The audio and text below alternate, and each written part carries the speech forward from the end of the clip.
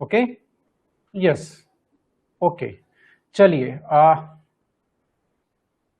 तो फ्रेंड्स, केंद्रीय विद्यालय संगठन और नवोदय विद्यालय संगठन का जो रिक्रूटमेंट निकला था, है ना, 2025 में, जिसका रिक्रूटमेंट नंबर ये है, नोटिफिकेशन नंबर ये है, इसका अभी आपका जो है वो टीयर 1 का भी आ गया था, है ना, रिजल्ट, जिसमें ढेर सारी पोस्ट थी, है ना। और बेसिकली हम लोग जो बात करने वाले हैं ना, वो आपके पीजीटी केमिस्ट्री से रिलेटेड बात करने वाले हैं। हालांकि हम लोग यहाँ पर किसकी बात करेंगे, इंटरव्यू की बात करेंगे, तो वो जितने भी पीजीटीज हैं सब पे एज इट इज अप्लाई हो जाएगी। जो भी हम लोग अभी करने वाले हैं ना, जितनी भी पीजीटी पोस्ट है सब पे वो जो बातें हैं इंटरव्यू से रिलेटेड वो अप्लाई हो जाएंगी, ठीक है।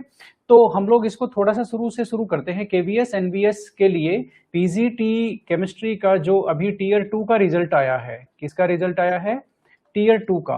तो आप में से कोई मुझे बता सकता है इसमें टोटल एनवीएस और केवीएस मिलाकर के टोटल सीट कितनी है? कोई भी बताओ फटाफट, कोई भी, कितनी है इसमें सीट? एनवीएस और केवीएस की कंबाइंडली कितनी सीट है? पीजीटी केमिस्ट्री की हम लोग बात करेंगे केवल। क्या 375 है? यदि मैं सही हूं तो बताओ, इज इट 375 फाइनल कंबाइंड? बताओ, किसी को आइडिया नहीं है क्या?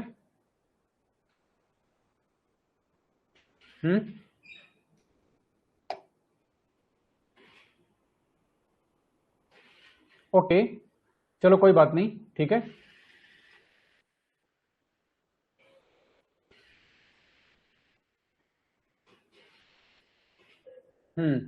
चलो ये तो बताओ मुझे कि फाइनली, अच्छा 3 to 5 है सीट्स, ओके, यस।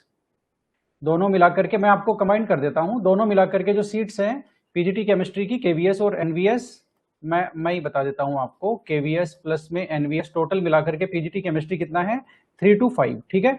अब ये है फाइनल सीट्स, ठीक है। अब आप समझ लीजिए जितने भी एप्लीकेशन हुए थे, जितने भी आपके एप्लीकेशन लगे थे, उनमें टीयर 1 में जो रिजल्ट आया था ना, वो 10 टाइम्स था, यानी कि 3250 टोटल कैंडिडेट्स का टीयर 1 क्वालिफाई हुआ था। इन्होंने टीयर 2 का एग्जाम दिया, टीयर 2 में क्वालिफाई, जिन्होंने क्वालिफाई किया इंटरव्यू के लिए, उसका रिजल्ट आ चुका है, और उसमें 3 टाइम्स कैंडिडेट इनको लेने हैं, यानी कि 975 कैंडिडेट्स को इन्होंने इंटरव्यू के लिए क्वालिफाई किया है, अप्रोक्सीमेटली 3 टाइम्स, ठीक है। अब इनका अगला स्टेप होगा इंटरव्यू, और इंटरव्यू के बाद में इनको लेने हैं बोल करके आपके कितने, 3 to 5 जो पीजीटी केमिस्ट्री है, केवीएस और एनवीएस दोनों के इतने लेने हैं, ठीक है। तो 10 टाइम्स से होकर के 3 टाइम्स में आए, 3 टाइम्स में होकर के 1 टाइम में आएंगे, और फिर उनका अपॉइंटमेंट होगा, ओके। अब कुछ चीजें हम लोग बात कर लेते हैं। सबसे पहले हम लोग इंटरव्यू की बात कर लेते हैं कि इंटरव्यू को तैयार कैसे करना है, उसके कुछ इंपॉर्टेंट बातें हैं, वो मैं आपको बता देता हूं। How to prepare interview. सबसे पहला तो मैं आपको ये बता दूं कि इंटरव्यू जो है वो आपका जल्दी ही शेड्यूल होने वाला है, उसमें ज्यादा टाइम नहीं लगेगा, ठीक है ना। बहुत ज्यादा टाइम नहीं लगना है, जल्दी ही ये इंटरव्यू शेड्यूल कर देंगे आपका। और इंटरव्यू शेड्यूल करने के बाद में, जैसे पिछली बार इन्होंने किया था, शायद इस बार भी वैसा ही होगा, सब्जेक्ट वाइज इंटरव्यू अलग अलग प्लेसेस पे लगाते हैं। ये सब्जेक्ट वाइज इंटरव्यूज को है ना अलग अलग प्लेसेस पे ऑर्गेनाइज करते हैं, कि पीजीटी इकोनॉमिक्स का कहीं कर रहे हैं, टीजीटी का कहीं कर रहे हैं, पीजीटी फिजिक्स का कहीं कर रहे हैं, इस तरह से करते हैं, ठीक है। तो इंटरव्यू प्रिपरेशन के लिए मैं आपको सबसे पहले बता दूं, पिछली बार जो इंटरव्यू हुआ था बेसिकली पीजीटी केमिस्ट्री का, वो भुवनेश्वर में हुआ था। कहां पर हुआ था? भुवनेश्वर में। अब प्रिपरेशन से रिलेटेड इंपॉर्टेंट बातें कर लेते हैं। सबसे पहले आप वहां पर जाएंगे, है ना, मैं आपको पूरा प्रोसीजर बता देता हूं, एक एक चीज को हम लोग डिटेल करने वाले हैं, ठीक है। सबसे पहले आप वहां जाएंगे तो स्टेप 1 में आपका वहां पर डीवी होगा, ठीक है, डॉक्यूमेंट वेरीफाई होगा मतलब, और आप जो बायोडेटा भर के लेके जाएंगे वो वहां पर सबमिट होगा। बायोडेटा भर के लेके जाएंगे वो वहां पर सबमिट हो जाएगा, ठीक है ना। इस बायोडेटा का क्या होगा उसके बाद मैं आपको बताऊंगा क्या होने वाला है इसका, ठीक है ना। हो सकता है बायोडेटा आपसे पहले भी मंगवा ले, है ना, हो सकता है आपसे वहां ले बायोडेटा, दोनों चीजें हो सकती है, ओके। उसके बाद में बायोडेटा आपसे वहां ले लेंगे, उसके बाद में आपको वहां बोर्ड अलॉट कर देंगे, कोई भी जो वहां पर एक सब्जेक्ट के लिए एक से ज्यादा बोर्ड होते हैं, मल्टीपल बोर्ड्स होते हैं, जैसे केमिस्ट्री का इंटरव्यू भी 4 से 5 या 3 से 4 बोर्ड में चल रहा होता है, ठीक है, पैरेलली। तो वो रोल नंबर वाइज आपको बोर्ड अलॉटमेंट कर देते हैं, इंटरव्यू का जो बोर्ड है वो आपको बता देते हैं कि आपका कौन सा बोर्ड है, यानी कि आपको किस कमरे में जाना है, ठीक है। इतनी बातें हो गई, ओके। तो पहला तो आपको प्लेस अलॉट होगा, उसके बाद में ये सारी चीजें होंगी। उसके बाद में जो बोर्ड रूम है, यानी कि इंटरव्यू का जो रूम है, उसकी कहानी मैं आपको बता देता हूं। जो वहां पर जाहिर सी बात है आपको अंदर जाने से पहले आपको परमिशन लेनी है ना, ठीक है। बैठने से पहले भी परमिशन लेनी है। बहुत बार वो खुद कह देते हैं कि आप बैठिए बोल करके, यदि वो नहीं कहते हैं तो आपको पूछ करके बैठना है, ठीक है। इतनी बात हो गई, ओके। अब वो जो लैंग्वेज वाली बात आती है ना, वो हम बाद में करेंगे। आप एक बार सुन लो इस स्टोरी को। उसके बाद से क्वेश्चनिंग शुरू होती है। क्या शुरू होती है? क्वेश्चनिंग शुरू होती है। क्वेश्चनिंग में सबसे पहले आपका जो बायोडेटा है, इससे रिलेटेड क्वेश्चंस होते हैं। आपने बायोडाटा में क्या लिखा है, आपने अपनी क्वालिफिकेशंस लिखी है, आपने अपना एक्सपीरियंस लिखा है, आपने कहाँ से पीजी किया है, कहाँ से बीएड किया है, कहाँ आपका नेटिव प्लेस है, वो आपने सब कुछ लिखा है इसमें। हर आपकी जो क्लासेस थी उनकी परसेंटेज लिखी है, डिफरेंट तरह के अचीवमेंट्स आपने लिखे हैं। किसी का स्पोर्ट्स में अचीवमेंट है, किसी का और कोई स्पेशल अचीवमेंट्स है, वो भी आपने यहाँ मेंशन किए हैं। स्पेशली एक्सपीरियंस आपने यदि कहीं पढ़ाया है उसको यहाँ मेंशन किया है, तो वो भी आपका, उसके ऊपर भी सवाल हो सकते हैं। बात आपको समझ में आ रही है? तो सबसे पहले जो सवाल शुरू होंगे वो आपके बायोडाटा से होंगे। इसमें अब आप समझ लो, बायोडाटा में जो आपने लिखा है ना, उससे रिलेटेड सवाल हो सकते हैं। जैसे एक बहुत कॉमन सवाल है आपका, यदि गैप है, जैसे आपका गैप है, बीएससी एमएससी के बीच में गैप है, तो बोलेंगे कि अब वो गैप में क्या किए बोल करके, या एमएससी किए हुए आपको बहुत टाइम हो गया, तो पूछ सकते हैं कि आपको एमएससी किए हुए 5 साल हो गए, 7 साल हो गए कि बोल करके आपने क्या किया, कहीं पढ़ाया था या तैयारी की थी, क्या की थी, वो पूछ सकते हैं। ये एक नॉर्मल है, इसमें घबराने की जरूरत नहीं है।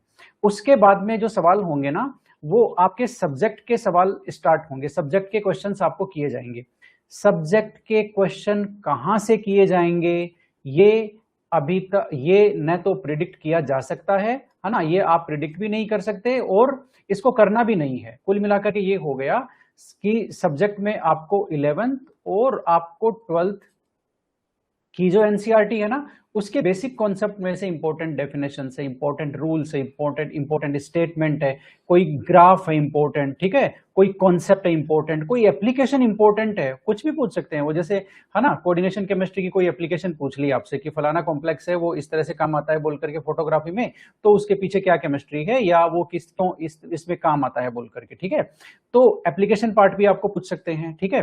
तो अब बात शुरू होती है कि ये जो सब्जेक्ट के जो क्वेश्चंस होंगे इनकी तैयारी कैसे की जाए, ठीक है। और इसी में आपको वो डेमो टीचिंग के लिए इनवाइट कर सकते हैं।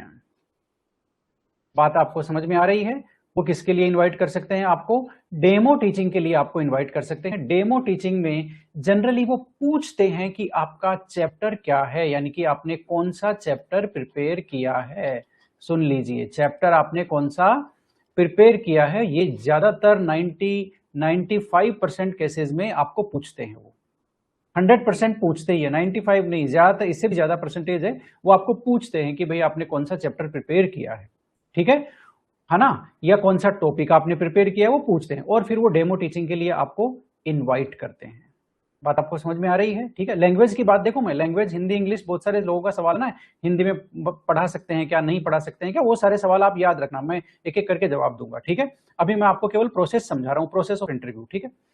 अब इसमें जो एक इंपॉर्टेंट बात है ना, डेमो वाले में आपको जो भी टॉपिक तैयार करना है, वो टॉपिक नहीं, एक आपको पूरा चैप्टर तैयार करना। हालांकि करना तो आपको क्या है, एक टॉपिक ही तैयार करना है। कौन सा आप वहां 1 घंटा पढ़ाने वाले हो, है ना। मुश्किल से आपको वो 5 मिनट पढ़ाने देंगे, मुश्किल से, इससे ज्यादा नहीं पढ़ाने देंगे। तो मैं डेमो टीचिंग को पहले खत्म कर देता हूं, ठीक है। डेमो टीचिंग से रिलेटेड इंपॉर्टेंट बातें हैं ना, वो मैं पहले खत्म कर लेता हूं। सब्जेक्ट रिलेटेड जो क्वेश्चंस हैं, बेसिक कॉन्सेप्ट है, उनकी बाद में तैयारी करेंगे, उसके बाद में जनरल जो चीजें हैं वो भी ले लेंगे, ठीक है। सबसे पहले मैं डेमो टीचिंग ही बता देता हूं आपको, इसको, इस टॉपिक को ही खत्म करते हैं, ठीक है। जैसे आपको फ्रेंड्स, आपको पढ़ानी है CFT, ठीक है। 1 मिनट रुकना।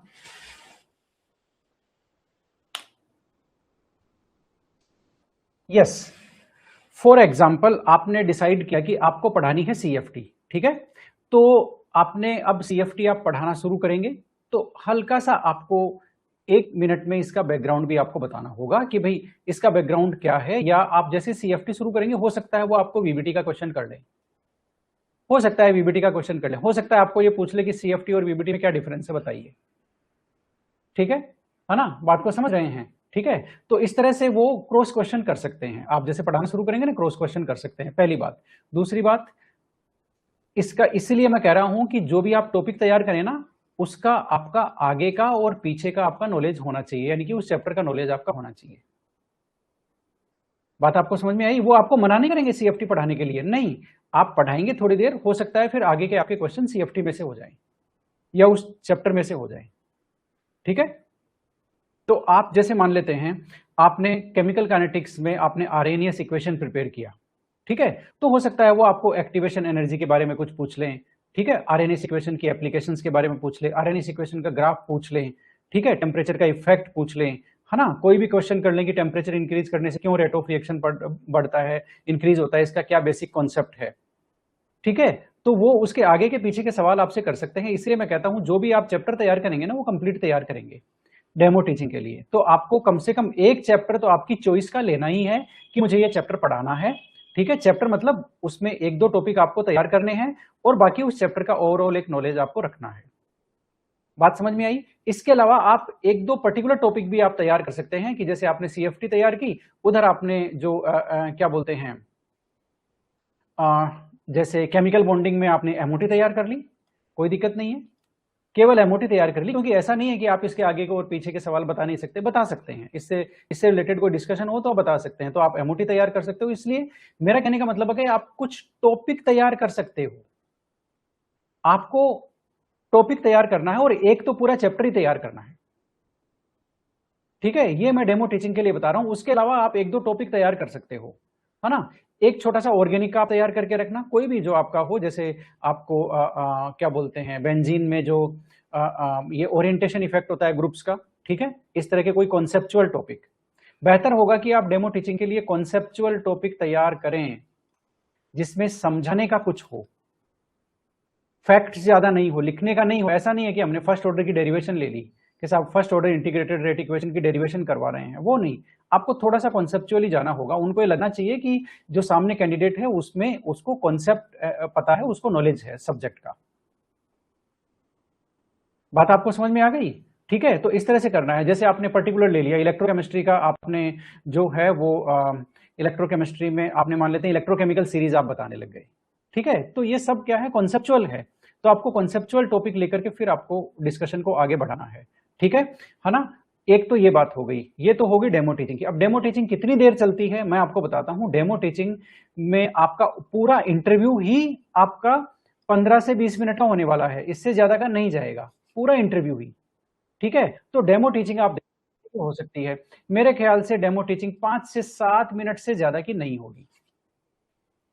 इससे आपको कोई ऐसा नहीं है कि वो पढ़ने बैठ जाएंगे और आप पढ़ाने लग जाओगे, ऐसा नहीं होने वाला है, ठीक है। आप शुरू करेंगे, वो आपका डेमो टीचिंग के माध्यम से क्या चेक करने वाले हैं, डेमो टीचिंग के थ्रू एक तो वो आपका कॉन्फिडेंस चेक करेंगे, सुन लो अच्छी तरह से कि आपका कॉन्फिडेंस क्या है, आपका कम्युनिकेशन स्किल चेक करेंगे, कम्युनिकेशन स्किल आपका कैसा है, आप बच्चों से किस तरह से कम्युनिकेट करते हैं, आप किसी चीज को कितने इंटरेस्टिंग तरीके से रिप्रेजेंट करते हैं, आप किसी कॉन्सेप्ट को किस तरह से उसको बच्चों के सामने रखते हैं, क्योंकि बच्चा बिल्कुल ब्लैंक है, आप उसको पहली बार बताओगे कि सीएफटी क्या होने वाली है, एमओटी क्या है, आरएनएस इक्वेशन क्या है, बात को समझो। तो ये दो चीजें यहां पर बहुत ज्यादा इंपॉर्टेंट है। डेमो टीचिंग से आपका सब्जेक्ट नॉलेज जो आता है ना, वो तो एक टॉपिक का क्या ही आपका सब्जेक्ट नॉलेज पता चलेगा, वो आता है थर्ड नंबर पे। सबसे फर्स्ट नंबर पे देखा जाता है कि आपका कॉन्फिडेंस है कि आप क्लास में ब्लैक बोर्ड पे खड़े होगे तो बच्चों को आप फेस कर पाओगे क्या। नंबर 2, आपका कम्युनिकेशन कितना इफेक्टिव है। याद रखना, जो सामने लोग बैठे होंगे बोर्ड में 4 से 5 लोग आपको देखने को मिलेंगे, ठीक है। बोर्ड का स्ट्रक्चर भी बता देता हूं यहीं पर ही, ठीक है, डेमो टीचिंग में काफी सारी चीजें कवर हो जाएंगी। बोर्ड का स्ट्रक्चर बता देता हूं, इसमें लगभग 2 तो आपके केवी प्रिंसिपल होंगे, 2 के आसपास केवी प्रिंसिपल होंगे, उसके अलावा बाकी सब्जेक्ट एक्सपर्ट होंगे, ये लो। और ये अब नवोदय भी इसमें शामिल है, इसलिए हो सकता है एक केवी प्रिंसिपल हो और एक आपका नवोदय का प्रिंसिपल हो, ये भी हो सकता है, कहीं कोई प्रॉब्लम नहीं है, क्योंकि इंटरव्यू दोनों के लिए है ना। तो एक केवी का प्रिंसिपल आ जाएगा बोल करके, एक नवोदय का प्रिंसिपल आ जाएगा और बाकी सब्जेक्ट एक्सपर्ट आ जाएंगे। बात को आप समझ रहे हो, ठीक है। तो 4 से 5 लोग वहां पर रहेंगे। तो ये जो दोनों हैं, जो केवी प्रिंसिपल्स वहां बैठेंगे बोर्ड में, ये आपको जनरल सवाल करेंगे, आपके बायोडाटा से रिलेटेड सवाल करेंगे, ठीक है। आपकी टीचिंग स्किल्स के बारे में पूछेंगे, आपके बायोडाटा में देख करके कुछ भी पूछेंगे, अच्छा आपने एमएससी वहां से की है, ठीक है ना। तो आपका मतलब क्या बोलते हैं, एमएससी के दौरान आपका फाइनल में आपका पेपर क्या था, स्पेशलाइजेशन पेपर क्या था, ठीक है, आपने एमएससी के बाद क्या किया, है ना, बीएड के बाद आपने क्या किया, आपने कहीं पढ़ाया तो वो जो आपकी स्कूल है ना, उस स्कूल के बारे में सवाल कर सकते हैं कि अच्छा +1 +2 को पढ़ाया आपने, कौन सा मीडियम था वहां पर, है ना। ठीक है, तो इस तरह से जनरल सवाल आपसे पूछ सकते हैं। ठीक है, तो ये जो जनरल सवाल है और बायोडाटा से रिलेटेड जो सवाल होते हैं ना आपके, अदरवाइज जो सवाल हैं, है ना, वो आपको बहुत जनरली पूछ सकते हैं। वो आपको मजाक मजाक में ये भी पूछ सकते हैं, अच्छा चलिए आपकी प्रेफरेंस क्या है, केवीएस में आपका सिलेक्शन होता है तो आप कहाँ जाएंगे, केवीएस में जाएंगे कि एनवीएस में जाएंगे, तो आप कहेंगे कि साहब मैं तो एनवीएस में जाऊंगा, तो फिर वो रीजन पूछेंगे, क्यों, ऐसा क्यों भाई, केवीएस क्या मतलब क्या बोलते हैं, केवीएस में क्या कमी है, आपने एनवीएस को क्यों लिया, तो आपको क्या है कि रीजन स्पेसिफाई करना होगा, बात को समझो, मतलब जस्टिफाइड मैनर में। और वहां जो बातचीत होती है ना इंटरव्यू में, देखो इंटरव्यू का मैं आपको एकदम सीधा सीधा सा गेम बता देता हूं, ठीक है, ज्यादा मैं आपको कुछ कहूंगा नहीं। इंटरव्यू में जो बोर्ड मेंबर्स होते हैं और जो स्टूडेंट होता है उनके बीच में एक बहुत ही जनरल टॉक होती है, जिसमें जो स्टूडेंट होता है उसको कॉन्फिडेंस बनाए रख करके एक बहुत ही बेहतरीन तरीके से उनसे बात करनी होती है और अपनी बात रखनी होती है। यही इंटरव्यू है। यदि आपने इंटरव्यू के दौरान अपना कॉन्फिडेंस बना लिया और एक प्रॉपर तरीके से आप कम्युनिकेट उनसे कर पाए, नजरें मिला करके आपको जितने भी सवालों के जवाब देने हैं उनसे नजरें मिला करके बहुत ही सिंपल रह करके आपको उनको रिप्लाई करना है, बिल्कुल भी नहीं घबराना है। वो ये चाहते भी नहीं है कि कोई मतलब आपको वो क्या बोलते हैं, ऐसी सिचुएशन क्रिएट करें कि आप एकदम घबरा, ऐसा कुछ नहीं है। इंटरव्यू बहुत ही आप ऐसा मान के चलें कि मुझे कुछ अजनबियों से बात करनी है पॉजिटिव रेस्पॉन्स देते हुए, बस ये आप मान के चलें। अब बेहतरीन तरीके से बात करें, कम्युनिकेट करें, सामने वाले की आंखों में देख के जवाब दें, और आपको जितना आता है जवाब दें, जो नहीं आता है उसके लिए आप उनको सॉरी कह देंगे, सॉरी सर ये तो मुझे याद नहीं आ रहा। बात समझ में आई, बस यही इंटरव्यू है। मतलब आपका कॉन्फिडेंस झलकना चाहिए, आपका कम्युनिकेशन स्किल झलकना चाहिए, बस। यदि ये दो आपने कर लिया ना तो आपने इंटरव्यू की 70% लड़ाई जीत ली, क्योंकि यदि आपका कॉन्फिडेंस मेंटेन्ड है, कम्युनिकेशन स्किल आपका प्रॉपर है, तो आप ऐसा वो कोई सवाल केमिस्ट्री में नहीं करने वाले हैं जो आपको आएगा नहीं। ऐसा नहीं है कि उन्होंने 5 सवाल पूछे, 10 पूछे और आपको एक ही नहीं आया, ऐसा नहीं हो सकता। ठीक है, चलो यहां पे एक चीज देखते हैं, इंटरव्यू का वेटेज कितना है ये बताओ, वेटेज कितना है ये मैं अब आपके कमेंट सेक्शन में देख रहा हूं। इंटरव्यू का वेटेज बताओ भाई। सर साइकोलॉजी वाले एक्सपर्ट भी होते हैं क्या कोई? साइकोलॉजी का ये डिपेंड करता है बोर्ड पे, उस समय बोर्ड कॉन्स्टिट्यूट करते हैं, हो भी सकते हैं नहीं भी हो सकते हैं, ऐसा कुछ है नहीं स्पेशल, ऐसा कुछ है नहीं कि किसी को आपकी साइकोलॉजी देखने के लिए बैठाते हैं वो। 15% वेटेज है, ओके, सबने लिख दिया 15% वेटेज है। इसका मतलब अब आप देखो फाइनल आपकी जो मेरिट बनेगी उसमें 85% तो आपका टीयर 2 का रिजल्ट है, और ये तो 15% ही है। मतलब जो गेम चेंजर है वो आपका कौन है, आपका टीयर 2 के मार्क्स हैं, वो मेजर रोल प्ले करने वाले हैं। लेकिन यदि आप, मेरे को ऐसा भी लगता है कि सबके टीयर 2 के मार्क्स में बहुत ज्यादा डिफरेंस नहीं है, आप जो सिलेक्ट हुए हो ना टीयर 2 के मार्क्स में, मुझे नहीं लगता कोई बहुत ज्यादा डिफरेंस होगा, क्योंकि इनका जो डेस्क्रिप्टिव पेपर था वो भी थोड़ा सा ईजी था, है ना। ठीक है, यदि आपके टीयर 2 में अच्छे मार्क्स हैं फिर नो डाउट आप एक लीडिंग एज पे हो, ठीक है ना। इंटरव्यू को तो आपको सीरियस लेना ही है, इंटरव्यू को आप टीयर 2 के मार्क्स के भरोसे नहीं छोड़ सकते, जहां तक मेरे को समझ में आ रही है कि टीयर 2 के मार्क्स में बहुत ज्यादा डिफरेंस नहीं है आप लोगों के, तो इंटरव्यू के मार्क्स से तो मैटर करेगा, वहां पर आपको आगे ले जाने में मैटर करेगा इंटरव्यू के मार्क्स, ठीक है, ओके। अब एक चीज समझ लेते हैं, बायोडाटा से सवाल हो गया, बोर्ड की बात हो गई, साइकोलॉजी का मेंबर हो भी सकता है नहीं भी हो सकता है, वहां जो केवी प्रिंसिपल होंगे या कुछ और होंगे वही आपकी साइकोलॉजी रीड कर लेंगे, उनको कोई बहुत ज्यादा ऐसा कोई डिग्री नहीं चाहिए आपकी साइकोलॉजी रीड करने के लिए, ठीक है ना। तो ऐसा कुछ नहीं है कि वहां पर एक साइकोलॉजी का एक्सपर्ट ला करके बैठाएंगे जो आपको मतलब वो रीड करेगा, ऐसा कुछ नहीं है, ठीक है ना। तो ये वाली बात हुई, वो जो मतलब जो बाकी चीजें होती है ना कि कॉन्फिडेंस क्या है ना, बोलने चालने का तरीका क्या है, वो बाकी लोग जो होते हैं वो नोट कर लेते हैं, वो कोई ज्यादा खास बात नहीं है, वो चिंता मत कीजिए। एक बाकायदा पूरी शीट होती है, एक शीट होती है उसमें पूरे पॉइंट होते हैं, सुन लो अच्छी तरह से, वो हर बोर्ड मेंबर के पास होते हैं और उन्हें हर पॉइंट के सामने अपने नंबर देने होते हैं, और फिर बाद में सभी बोर्ड मेंबर ने जितने नंबर दिए हैं उनका टोटल होता है, खत्म। उनका टोटल होकर के मतलब वो बनता है, एवरेज आता है कि 5 बोर्ड मेंबर हैं, सबने इतने इतने मार्क्स दिए बोल करके फिर उनका एवरेज आ जाता है। अब इनमें क्या इंक्लूड होता है? इनमें आपका कम्युनिकेशन स्किल इंक्लूड होता है, इनमें आपका सब्जेक्ट नॉलेज इंक्लूड होता है। ये जो शीट में कुछ पॉइंट्स होते हैं ना, मेरे ख्याल से 10 के आसपास पॉइंट्स होते हैं कम्युनिकेशन स्किल के, टीचिंग स्किल्स के, है ना, लैंग्वेज के, इंग्लिश पे आपकी कितनी फ्लुएंसी है उस पे, है ना, अपीयरेंस पे, ठीक है, बहुत सारी चीजें उसमें होती है ना। तो वो बातें इसमें मैटर करती है। तो ऐसा नहीं है, वो उस पे स्कोरिंग होती है और फिर लास्ट में जाकर के उस स्कोरिंग की हेल्प से फाइनल स्कोर बनता है, उसका एग्रीगेट निकल करके। ठीक है, इतनी बात हो गई। ओके, तो ये बात तो हो गई, ठीक है। अब मैं जो बात कर रहा था डेमो टीचिंग की, उसी को कंटिन्यू करूंगा। कॉन्फिडेंस और आपका जो गेम है वो पूरा कम्युनिकेशन स्किल का है, पूरा का पूरा ही। उनको लगना चाहिए कि कोई जो है वो टीचर हमारे सामने बैठा है और वो कॉन्फिडेंस से अपना जो कॉन्सेप्ट है वो रख रहा है, उनको लगना चाहिए। ठीक है, आपको उनको स्टूडेंट मान के पढ़ाना है, आपको उनको एक्सपर्ट मान के नहीं पढ़ाना। हालांकि बहुत मुश्किल है, इसके लिए आपको डेमो टीचिंग की हो सकता है अपने फ्रेंड को सामने बैठा करके आपको प्रैक्टिस भी करनी पड़े, या अकेले कमरे में आपको प्रैक्टिस करनी पड़े। ठीक है, उसको सामने वाले को स्टूडेंट मान करके आपको थोड़ी बहुत प्रैक्टिस करनी चाहिए एक आधे टॉपिक की, कि मैं इस तरह से शुरू करूंगा और मैं इस तरह से आगे बढ़ूंगा बोल करके। ठीक है, और 10 मिनट में मुझे ये चीजें बतानी है, जाहिर सी बात है 10 मिनट से आगे जाएगा नहीं कुछ, ये आपको करना ही चाहिए प्रैक्टिस। तो अब डेमो टीचिंग में ये हो गया, सब्जेक्ट नॉलेज आपका आ ही जाएगा, कॉन्फिडेंस आप बना के रखेंगे, कम्युनिकेशन स्किल आप बाकायदा उनकी आंखों में देखते हुए, दोनों हाथों को, एक्सप्रेशन को यूज लेते हुए फिर आप समझाएंगे उनको। और बोर्ड के सामने, वहां जो रूम में है ना, आपको एक व्हाइट बोर्ड और एक पेन मिल जाएगा। तो ऐसा नहीं है आप वहां एक जगह खड़े हैं और लिख रहे हैं और बता रहे हैं, नहीं, आपने कुछ लिखा, फिर आपको स्टूडेंट्स के सामने क्यूरियोसिटी क्रिएट करनी है। नहीं समझे?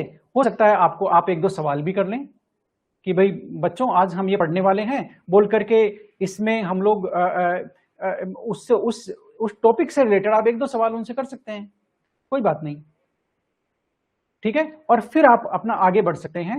ठीक है, आप वहां थोड़ा सा मूवमेंट भी कर सकते हैं अपना कॉन्फिडेंस दिखाने के लिए। मतलब आपको एक क्लासरूम टीचिंग का माहौल क्रिएट करना है। बात समझ में आई? ऐसा नहीं कि आप वहां खड़े हैं और बोर्ड पे लिख रहे हैं और बोल रहे हैं, फिर बोल रहे हैं, फिर लिख रहे हैं, फिर बोल रहे हैं, ऐसा नहीं है। आपको समझाना भी है, समझाने वाला स्टेप भी आपको बीच में लेकर आना है। इसलिए तो मैं कह रहा हूं कॉन्सेप्चुअल लेना कुछ जिसमें आप समझा पाओ। बात आपको समझ में आई? जहां आप खड़े हैं वहां से भी आपको एक आधा कदम इधर उधर होकर के समझाने वाला है। उसमें जो टीचिंग मोड होता है ना, जैसे ब्लैक बोर्ड के सामने हम आते हैं और फिर हम उस सब्जेक्ट में क्या बोलते हैं, अच्छे से डूब करके हम उसको समझाने लग जाते हैं। उस तरह से आपको समझाना भी है, लिखना भी है, समझाना भी है। मतलब वहां पर आपको एक्टिव टीचिंग करनी है। मेरा कहने का मतलब है एक्टिव, पैसिव नहीं करनी कि आप वहां खड़े हो गए, बोलने लग गए, लगातार बोले जा रहे हैं, मोनोटोनस। मोनोटोनस बोलना समझ रहे हैं? एक ही उससे बोलना, एक ही मतलब एक ही आवाज की इंटेंसिटी से बोलना। आपको पता, कोई मोनोटोनस आवाज आती है तो थोड़ी देर में इंसान सो जाता है, इनएक्टिव हो जाता है। इसलिए मोनोटोनस नहीं रहना है, आपको आवाज धीरे भी करनी है, ऊंची भी करनी है। बात को आपको समझ में आ रही है? आपको आवाज कॉन्फिडेंस भी रखना है और आपको बिल्कुल थोड़ा पोज लेकर के धीरे से भी कुछ बताना है कि देखो इसका मतलब ये होता है। समझ में आ रहा है आपको मेरी बात? एक्टिव टीचिंग के लिए आपको प्रैक्टिस करनी ही चाहिए डेमो की, कोई प्रॉब्लम नहीं है इसमें प्रैक्टिस करने में। ठीक है, तो आप डेमो को प्रिपेयर कीजिए, है ना। आप एक्टिव टीचिंग का डेमो देंगे, इनएक्टिव रह करके नहीं देंगे। आपको एक्टिव होना है, कॉन्फिडेंस दिखाना है अपना, और कम्युनिकेशन स्किल प्रॉपर दिखानी है। और जो सेंटेंस है वो एकदम बिल्कुल सदे हुए सेंटेंस आपको बोलने हैं। ठीक है, अब डेमो टीचिंग में और तो क्या बताना है, और डेमो टीचिंग जो आप चैप्टर तैयार करेंगे, टॉपिक तैयार करेंगे, उसका आपको पूरा पता होना चाहिए, क्योंकि उसमें से आपसे क्रॉस क्वेश्चन जरूर होगा, ये मान के चलिए। डेमो खत्म होता है क्रॉस क्वेश्चन से, क्रॉस क्वेश्चन से डेमो खत्म होता है। ठीक है, अब आता है डेमो की लैंग्वेज।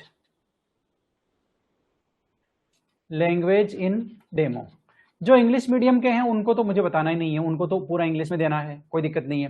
प्रॉब्लम यहां आती है जिनका इंग्लिश पे कमांड नहीं है। तो भैया जी मेरी बात को जरा ध्यान से सुनो। सबसे पहला सवाल बहुत सारे लोगों ने लिखा है, क्या डुअल मीडियम में यानी कि इंग्लिश प्लस हिंदी दोनों मिलाकर के डेमो दे सकते हैं क्या? यस, दे सकते हैं। आप डेमो टीचिंग में जैसे मैं आपको बता रहा हूं, समझा रहा हूं, उस तरह से आप समझा सकते हैं। आप ऐसे बोल सकते हैं कि डियर स्टूडेंट्स, आज हम लोग CFT जो है वो पढ़ना शुरू करने वाले हैं। क्या आप में से किसी को CFT का फुल फॉर्म पता है? ठीक है, चलिए मैं बताता हूं, इसको बोलते हैं क्रिस्टल फील्ड थ्योरी। फिर आप बोर्ड पे लिखेंगे क्रिस्टल फील्ड थ्योरी।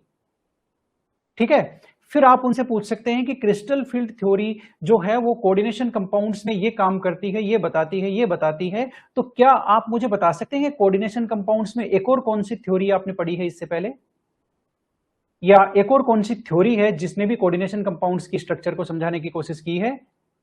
ठीक है, फिर जाहिर सी बात है सामने से क्या जवाब आएगा? कोई जवाब नहीं आएगा।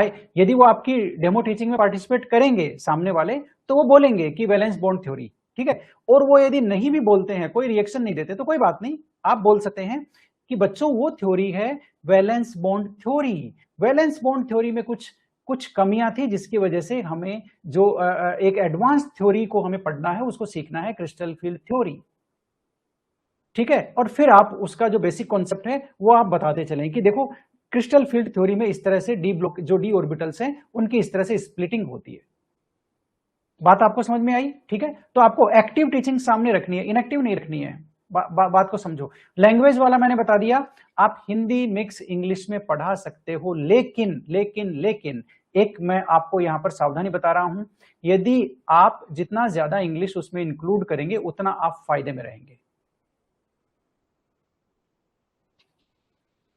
मतलब सामने वाले जो हैं उनको हिंदी मिक्स इंग्लिश में कोई प्रॉब्लम नहीं है, वो उसको एक्सेप्ट करेंगे 100%।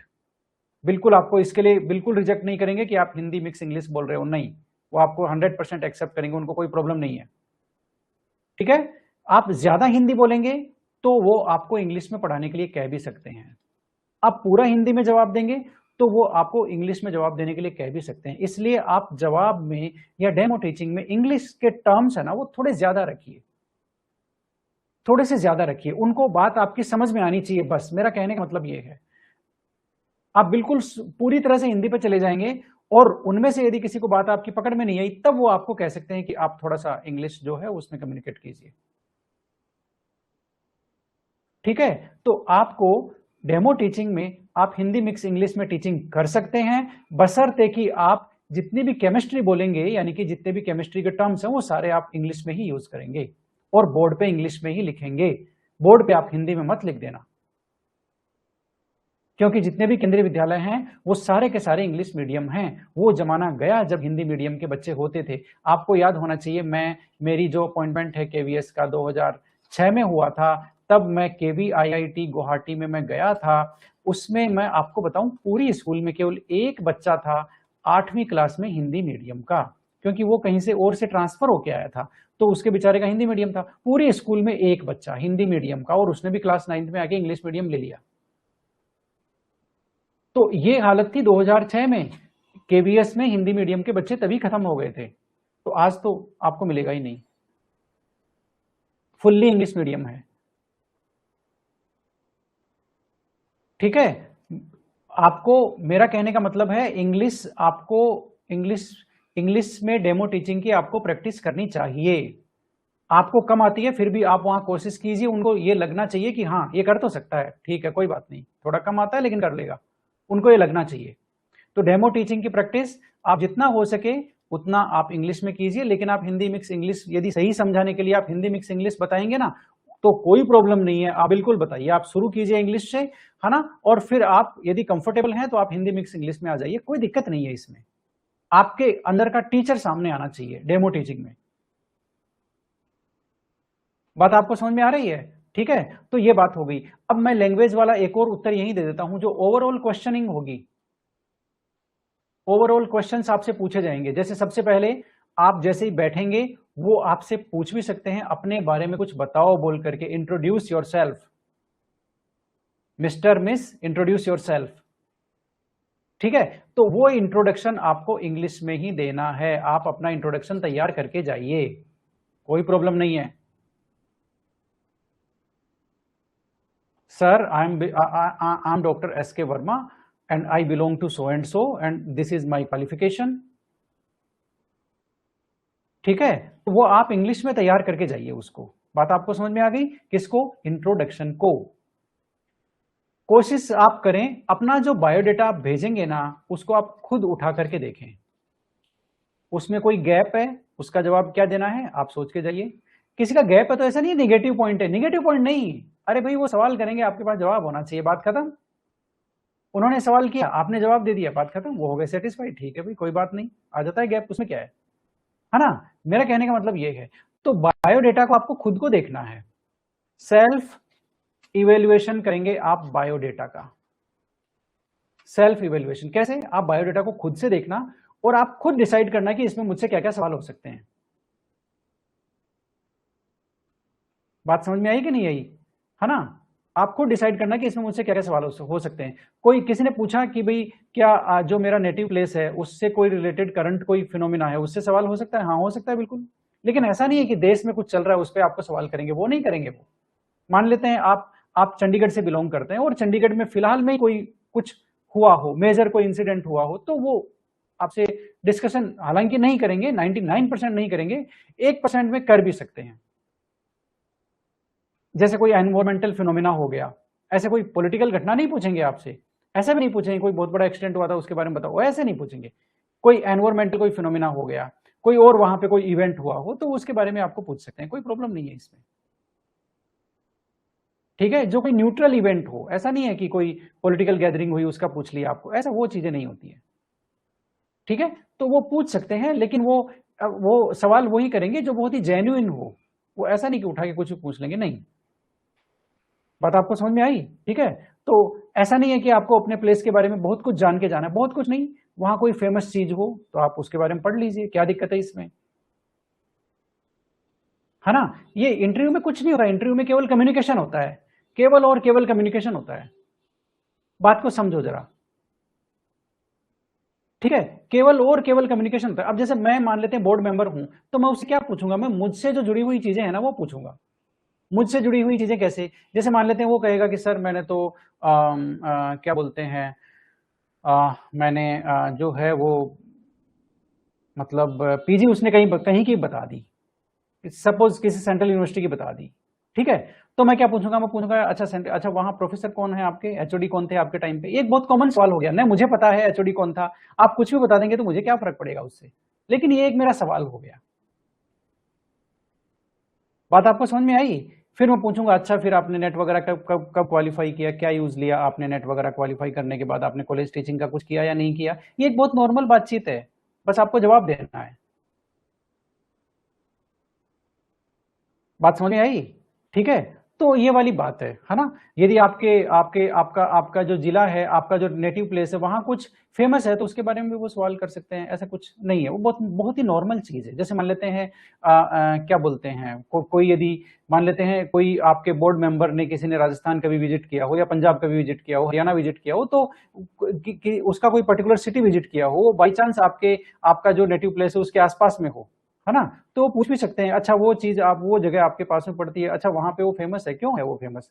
बस बहुत ये एक बहुत नॉर्मल बातचीत है, और इसके लिए आपको तैयारी करने की भी बहुत ज्यादा कोई जरूरत नहीं है, ऐसी डीप में कोई जीके का आपको इंटरव्यू नहीं होने वाला है, ठीक है। तो आप इसकी टेंशन ज्यादा नहीं लें। नेटिव प्लेस के बारे में बहुत सारी चीजें जो आपको पूछी जाएगी वो आपको पता है, आप अपने बायोडाटा पे काम करो बस। आपको काम काम जो करना है वो बायोडाटा पे करना है, मेन बायोडाटा से रिलेटेड सवाल जरूर होंगे, सेल्फ आपका इंट्रोडक्शन जरूर होगा, ठीक है। उसके बाद हम आ जाते हैं, ये आप सारा काम कोशिश करें कि आप इंग्लिश में रिप्लाई करें इनको, ये जितने भी सवाल अभी तक मैंने बताए हैं ना, सेल्फ इंट्रोडक्शन वाला और बायोडाटा के से रिलेटेड क्वेश्चंस, इसका आप किस में जवाब देंगे, इंग्लिश में। आपने लिखा है कंप्लीट टर्मिनोलॉजी इंग्लिश में बोलें सब्जेक्ट वाली, बाकी कम्युनिकेट हिंदी में करें। हाँ बिल्कुल चलेगा, नितिन गोयल लिख रहे हैं, उनकी बात एकदम सही है ना। कन्यालाल ने लिखा है कि इंटरव्यू 100 नंबर का होगा, उसका 15% निकलेगा, यस।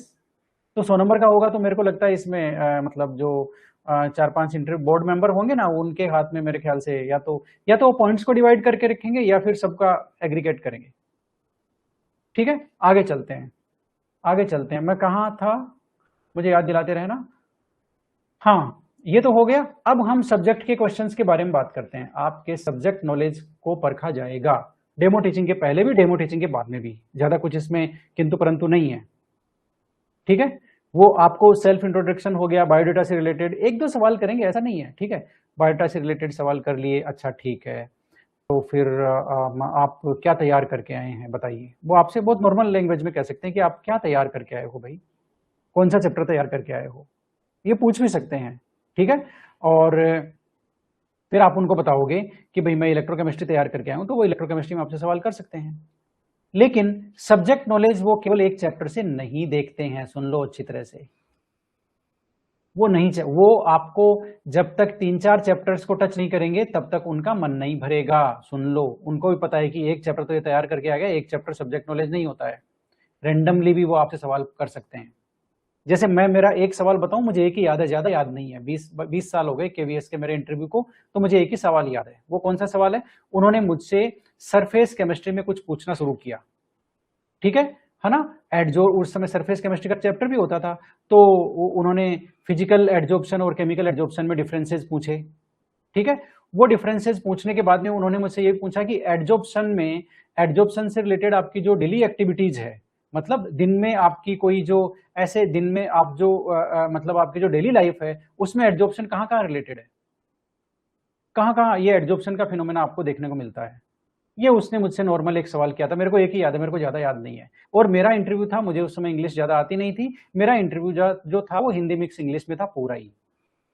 और डेमो टीचिंग जो है वो मुझसे उन्होंने करवाई नहीं थी, बाकियों से करवाई थी लेकिन मुझसे नहीं करवाई थी।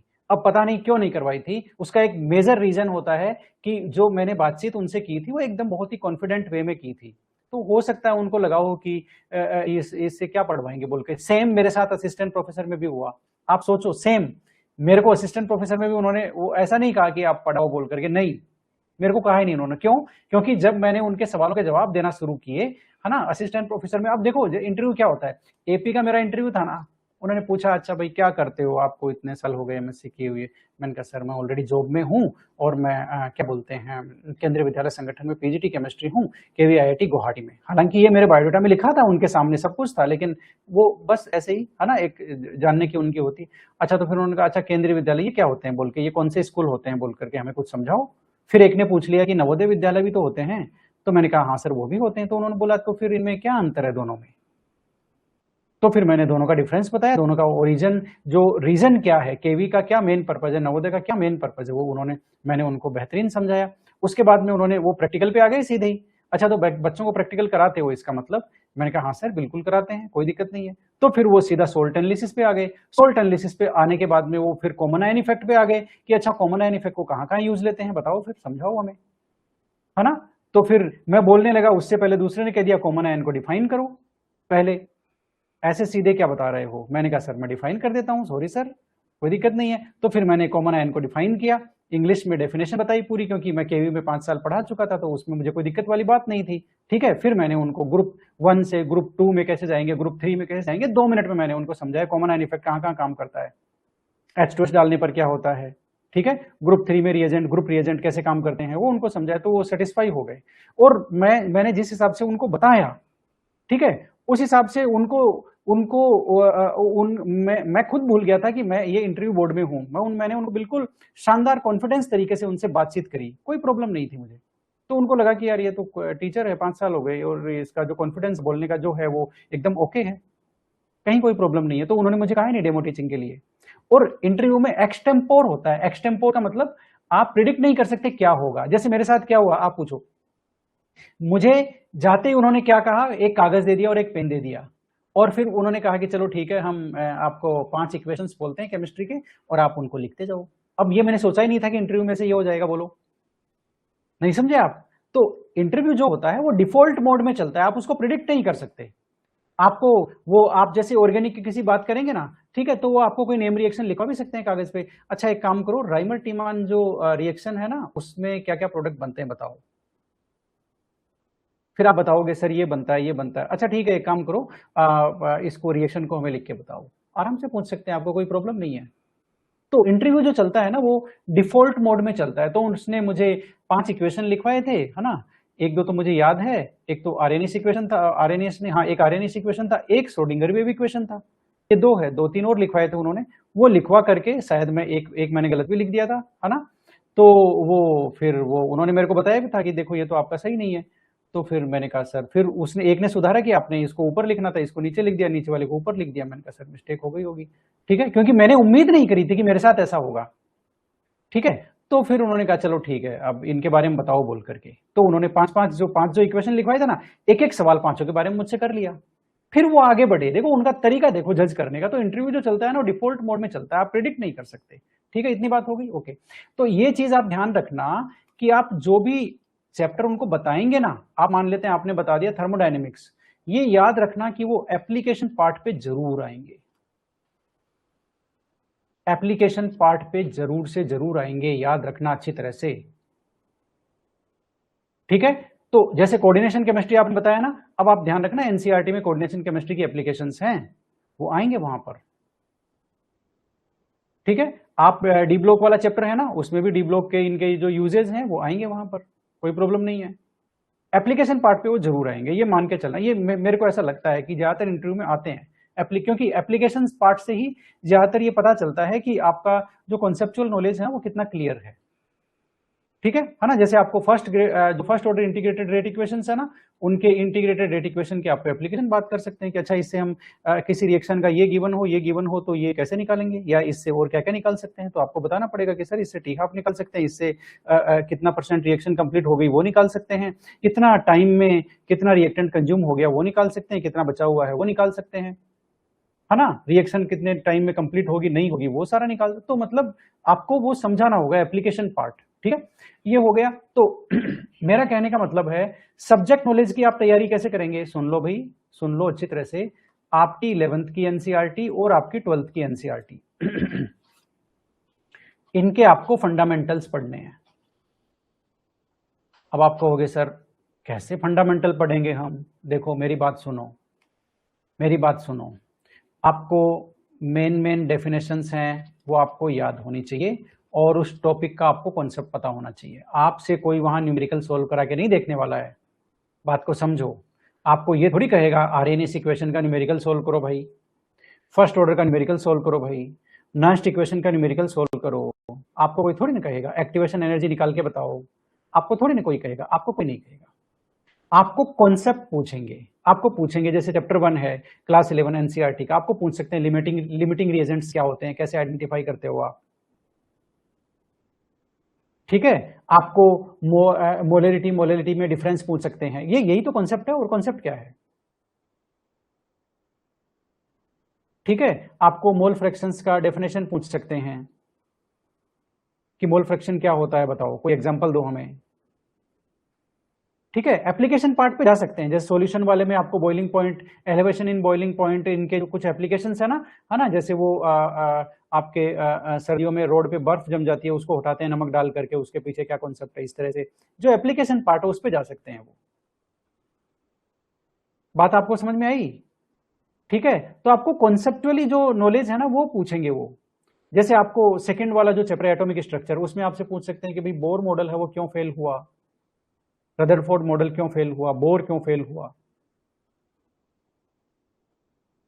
क्वांटम मैकेनिकल मॉडल का मेन कॉन्सेप्ट क्या है, क्वांटम नंबर्स क्या होते हैं,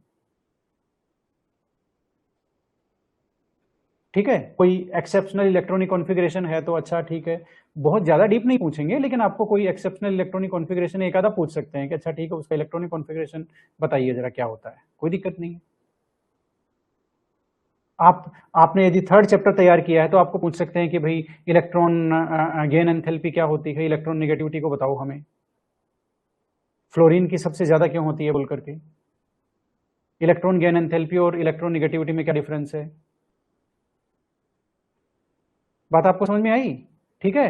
और आप उसमें आओगे किसमें, हाइब्रिडाइजेशन वाले में, ठीक है। तो आपको बेसिक बेसिक बातें पूछ सकते हैं, वीबीटी के कुछ इंपॉर्टेंट पॉइंट्स हैं, एमओटी के कुछ इंपॉर्टेंट पॉइंट्स हैं, वो आपको पूछ सकते हैं, कोई प्रॉब्लम नहीं है,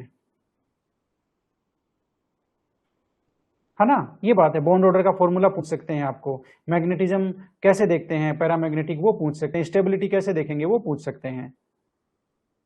सिंपल आपको कोई मॉलिक्यूल देकर के उसका शेप पूछ सकते हैं, अच्छा इसका शेप आप क्या होता है बताइए।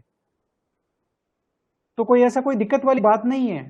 आपको थर्मोडायनेमिक्स में फर्स्ट जो लॉ है उसका स्टेटमेंट और उसके एप्लीकेशन पूछ सकते हैं कि थर्मोकेमिस्ट्री में अच्छा ये कैसे कैलकुलेट करते हैं, अच्छा हीट ऑफ फॉर्मेशन क्या होता है,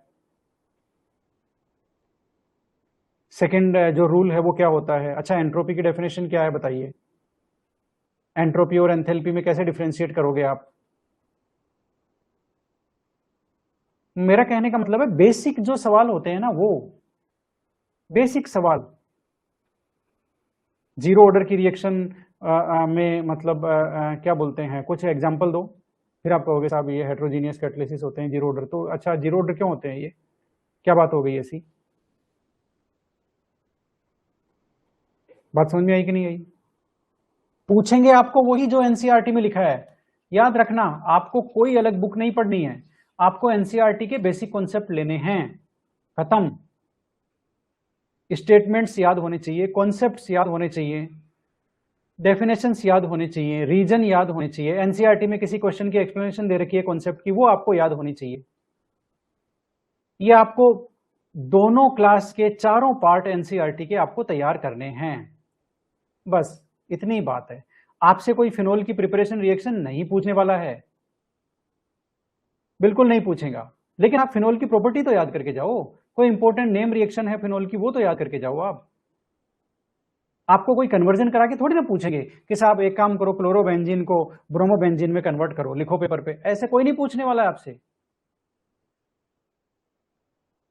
आपको इंटरव्यू में जो नॉलेज की टेस्ट होती है वो क्वालिटेटिव नॉलेज होता है, क्वालिटेटिव, क्वालिटेटिव नॉलेज कितना है उसकी जांच होती है, उसकी टेस्टिंग होती है कि आपको ओवरऑल कितना आता है, वो ये जानना चाहते हैं आपको ओवरऑल कितना आता है। तो आपको क्लास 11 और क्लास 12 की एनसीईआरटी के पन्ने पलटते जाओ, important definition, important statement, important concept को ग्रास्प करते जाओ और आगे चलते जाओ, खत्म। ठीक है, ये बात है, इंटरव्यू की तैयारी इस तरह से करते हैं। ठीक है, तो ये तो हो गया आपका सब्जेक्ट का नॉलेज। ठीक है, आपको वहां पर बात को समझ रहे हैं, जैसे जीओसी में आपसे पूछ सकते हैं इलेक्ट्रोमैग्नेटिक इफेक्ट क्या होता है, तो आपको बहुत बेसिक उसका पता होना चाहिए कि साहब ये होता है, टेम्पररी होता है, परमानेंट होता है कि साहब टेम्पररी होता है। ठीक है, आपको बेसिक चीजें पता होनी चाहिए, पूछेंगे वही ध्यान रखना जो एनसीईआरटी में लिखा है, इस चीज को याद रखना। इसके अलावा आपको इसके ऊपर का नहीं पूछेंगे। इंटरव्यू में एक्सपर्ट कौन बैठेगा, आपका पीजीटी केमिस्ट्री नहीं बैठने वाला है कि केवी का पीजीटी केमिस्ट्री बैठा है, नहीं, वो कोई होगा तो वो डिग्री कॉलेज का असिस्टेंट, एसोसिएट, असिस्टेंट भी नहीं लेंगे, वो एसोसिएट या प्रोफेसर को बुलाएंगे वो, लेकिन उनको कहेंगे कि हम पीजीटी केमिस्ट्री के लिए ले रहे हैं, तो क्लास 11 12 के ये जो है इनका एग्जाम भी वही हुआ था और इनका जो नॉलेज टेस्टिंग है वो क्लास 11 12 लेवल का करना है, तो उसको पता है कि क्या पूछना है। जैसे आज मेरे को कोई कहे कि सामने वाले को क्लास 11 12 में से कुछ पूछना है, तो मैं उसी में से पूछूंगा, बात को समझिए। ठीक है, तो आपका क्वालिटेटिव नॉलेज है उसकी चेकिंग होगी, न कि क्वांटिटेटिव की। अब आगे सुनो, ठीक है, प्रैक्टिकल्स।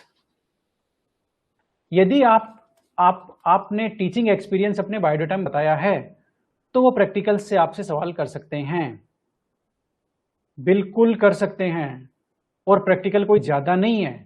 12th क्लास में आपके 2-3 तो टाइट्रेशन है और वो क्या बोलते हैं एक आधा वो सोल्ट एनालिसिस है, तो सोल्ट एनालिसिस में भी क्या है आपका एक कैटायन एक एनायन इस तरह से कुछ होगा, तो वो उसको आप सिंपल ही करके चले जाओ, क्योंकि कोई फेमस टेस्ट है वो आप करके चले जाओ कि साहब क्लोराइड का ये टेस्ट होता है, अमोनियम का ये टेस्ट होता है, ये जो आयरन है ये थर्ड ग्रुप का मेंबर है, एल्यूमिनियम थर्ड ग्रुप का मेंबर है, फोर्थ ग्रुप में जिंक आता है बोल करके, सेकंड ग्रुप में कौन सा आता है, लेड आता है बोल करके, ये आप वो और उसका ग्रुप रिएजेंट ये है साहब, कोई फेमस टेस्ट है किसी का तो वो याद करके जा सकते हैं, कहाँ दिक्कत है। नाइट्रेट निकालने के लिए जैसे फिनोल का, अच्छा हाँ ये तो मैं ऑर्गेनिक की नहीं इनऑर्गेनिक की बात कर रहा हूं। तो आपको जो क्लास 11th और 12th में आपको ये सवाल उनसे नहीं करेंगे जो जिन्होंने लिखा नहीं है कि हम टीचिंग एक्सपीरियंस कराते हैं, लेकिन टीचिंग एक्सपीरियंस वालों से प्रैक्टिकल पे वो जा सकते हैं। 11th 12th की प्रैक्टिकल बुक ले लीजिए और उनमें प्रैक्टिकल खत्म होने के बाद में क्वेश्चन होते हैं, सुन लीजिए, वाइवा के क्वेश्चन होते हैं, वही आपको तैयार करने हैं, खत्म। 11th 12th की सीबीएसई की प्रैक्टिकल बुक्स आती है ना, उनके हर प्रैक्टिकल के बाद में वाइवा के लिए क्वेश्चंस होते हैं, वही क्वेश्चन आपको समझने हैं, वही तैयार करने हैं। आपको इंडिकेटर के बारे में पूछ सकते हैं सिंपली। ठीक है। तो प्रैक्टिकल्स का आपको, जैसे आपके ऑर्गेनिक में क्या है, आपके ऑर्गेनिक में फंक्शनल ग्रुप टेस्ट है और तो कुछ भी नहीं है। फंक्शनल ग्रुप टेस्ट है ऑर्गेनिक में क्लास 12th में, तो आप इंपॉर्टेंट फंक्शनल ग्रुप के टेस्ट, अरे कोई कोई हजारों थोड़ी है। 2,4 डीएनपी टेस्ट एक है, कार्बोनिल का करते हैं, फिर एक आपका टोलेंस रिएजेंट है, फेलिंग टेस्ट है, इससे आप एल्डिहाइड कीटोन में डिफ्रेंशिएट कर सकते हैं। फिर आपका वो क्या बोलते हैं, एम डाइनाइट्रोबेंजीन का आपका कीटोन का टेस्ट है, उससे हम कीटोन का टेस्ट करते हैं। फिनोल के लिए सिरिक अमोनियम नाइट्रेट टेस्ट हो, फिनोल के लिए होता है। ठीक है, इस तरह से एक आधा अल्कोहल के लिए तैयार करके चले जाइए, बस इतने ही आपके फंक्शनल ग्रुप। और हैं कहाँ फंक्शनल ग्रुप, मोलिस टेस्ट आपका कार्बोहाइड्रेट के लिए है। तो ये मतलब मेरे कहने का मतलब है कि बहुत बेसिक है, बहुत ज्यादा नहीं है ये। आपको मेन चीजों को समझ के जाना है बस, ऐसा नहीं कि आप पूरी प्रैक्टिकल बुक रटने बैठ गए, नहीं, ये नहीं करना है। इंपॉर्टेंट चीजें। और यदि इसमें आपको कोई दिक्कत हो ना, देखो मेरी बात सुनो, प्रैक्टिकल में आपको कोई दिक्कत हो ना, तो एक काम करो, आपके आसपास रिश्तेदारी में है ना कोई भी ऐसा टीचर जो आपको प्रैक्टिकल्स के लिए बता सके, समझा सके कि हाँ भाई इस प्रैक्टिकल में ये चीज है, इस प्रैक्टिकल में ये चीज है, इस प्रैक्टिकल में ये चीज है। आपका कोई फ्रेंड हो जो सीबीएसई की स्कूल में पढ़ा रहा हो ऑलरेडी, जो आपको गाइड कर सकता हो, तो उसकी आप हेल्प ले सकते हैं, उससे पूछ सकते हैं कि मुझे ये जो प्रैक्टिकल्स हैं क्लास 11 12 के, इनके मेन जो सवाल हैं वो भेज दो, किसी बुक में है तो फोटोकॉपी भेज दो, किसी प्रैक्टिकल में आपको दिक्कत हो रही है तो पूछ लो। जैसे क्लास 12th में शुरू की 2 टाइट्रेशन है, उन टाइट्रेशन का मेन कॉन्सेप्ट है, वो पूछ लो बस, कौन सी टाइट्रेशन है, किसके साथ होती है, इंडिकेटर क्या यूज लेते हैं, खत्म। यदि आपने एक्सपीरियंस दिखाया, क्लास 11 12 टीचिंग दिखाई, तो आपको पूछ सकते हैं, सुन लो अच्छी तरह से। यदि नहीं दिखाई है तो फिर चांस थोड़े से कम हो जाते हैं, उनको पता है कि इसने पढ़ाया ही नहीं तो ये बताएगा कहां से प्रैक्टिकल। ठीक है, इतनी बात हो गई। ओके, तो क्वालिटेटिव नॉलेज हो गया, सब्जेक्ट कैसे तैयार करेंगे वो हो गया। हिंदी इंग्लिश में मैंने कह दिया, आंसर आप हिंदी मिक्स इंग्लिश में दे सकते हैं, आपको कोई गिरफ्तार करके नहीं लेके जाएगा कि साहब तू हिंदी कैसे बोला, उठ जा, खड़ा हो जा, चल जेल में बोल करके। ऐसा थोड़ी होगा, ऐसा तो नहीं होगा ना, तो घबराने की जरूरत नहीं है। आप हिंदी मिक्स इंग्लिश में जवाब दे सकते हैं। मनीष कह रहे हैं सर प्राइवेट स्कूल में पढ़ाया है तो वो भी एक्सपीरियंस बताना है क्या, बायोडेटा में प्राइवेट का कोई ऑप्शन नहीं है। बायोडेटा में प्राइवेट का ऑप्शन नहीं है, बायोडेटा में तो टीचिंग का पूछा होगा, प्राइवेट स्कूल प्राइवेट गवर्नमेंट थोड़ी पूछा है कोई बायोडेटा में। ऐसा थोड़ी पूछते हैं कभी एक्सपीरियंस में, सिर्फ टीचिंग एक्सपीरियंस पूछते हैं, ऐसा थोड़ी कहते हैं कि प्राइवेट का है कि वो एक्सपीरियंस तो एक्सपीरियंस है। टीजीटी साइंस का एक्सपीरियंस, हाँ बिल्कुल, टीजीटी साइंस का आप एक्सपीरियंस शो कीजिए, कोई दिक्कत नहीं है। यदि आपने सीबीएसई स्कूल में कहीं भी, मतलब टीजीटी साइंस का भी एक्सपीरियंस है आपका, आपको बताना चाहिए। याद रखना, बोर्ड का इंटेंशन ये होता है कि उनको उनको यदि एक्सपीरियंस्ड कैंडिडेट, सुन लो बात को मेरी को, एक्सपीरियंस कैंडिडेट उनको यदि मिलता है, यदि जिसका कम्युनिकेशन स्किल अच्छा है, ठीक है, तो वो उनको पहले चाहिए, वो उनको पहले चाहिए, सुन लो अच्छी तरह से। जैसे मैं गया था ना, तो मेरे को तो केवीएस ने तैयार किया था, क्योंकि मैं एक्सपीरियंस नहीं था, मैं तो कॉलेज खत्म किया, बीएड किया, रोल अगले साल नौकरी लग गई बोल करके चलो। तो मेरे को तो केवीएस ने तैयार किया था, आप समझो बात को। केवीएस ने मुझे क्या बोलते हैं, केवीएस ने ही मुझे तैयार, जो मैं आज बोल रहा हूं ना आपके सामने, ये मुझे केवीएस ने तैयार किया है।